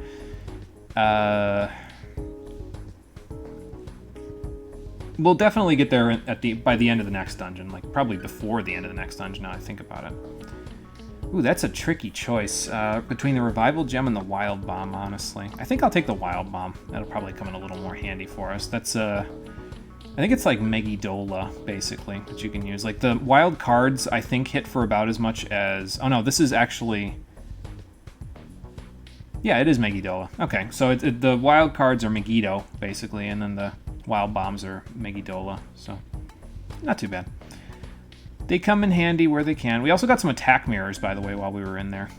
They're a little scarce in this game, so there are certain situations where you'll want to use them, but they're a little hard to come by, so just keep that in mind before you use them. Make sure you're really sure you want to use them before you use them.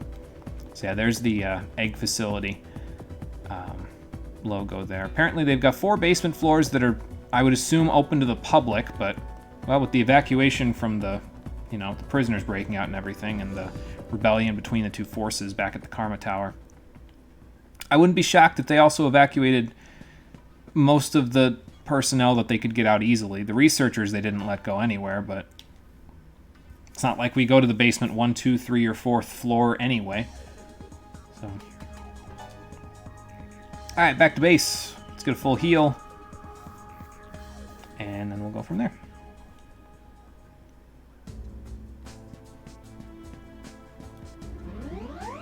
I know, it seems kind of cheap, right, to have to keep ducking back over here to use the rejuvenating light, but it's a free healing point, man. I can't pass that up.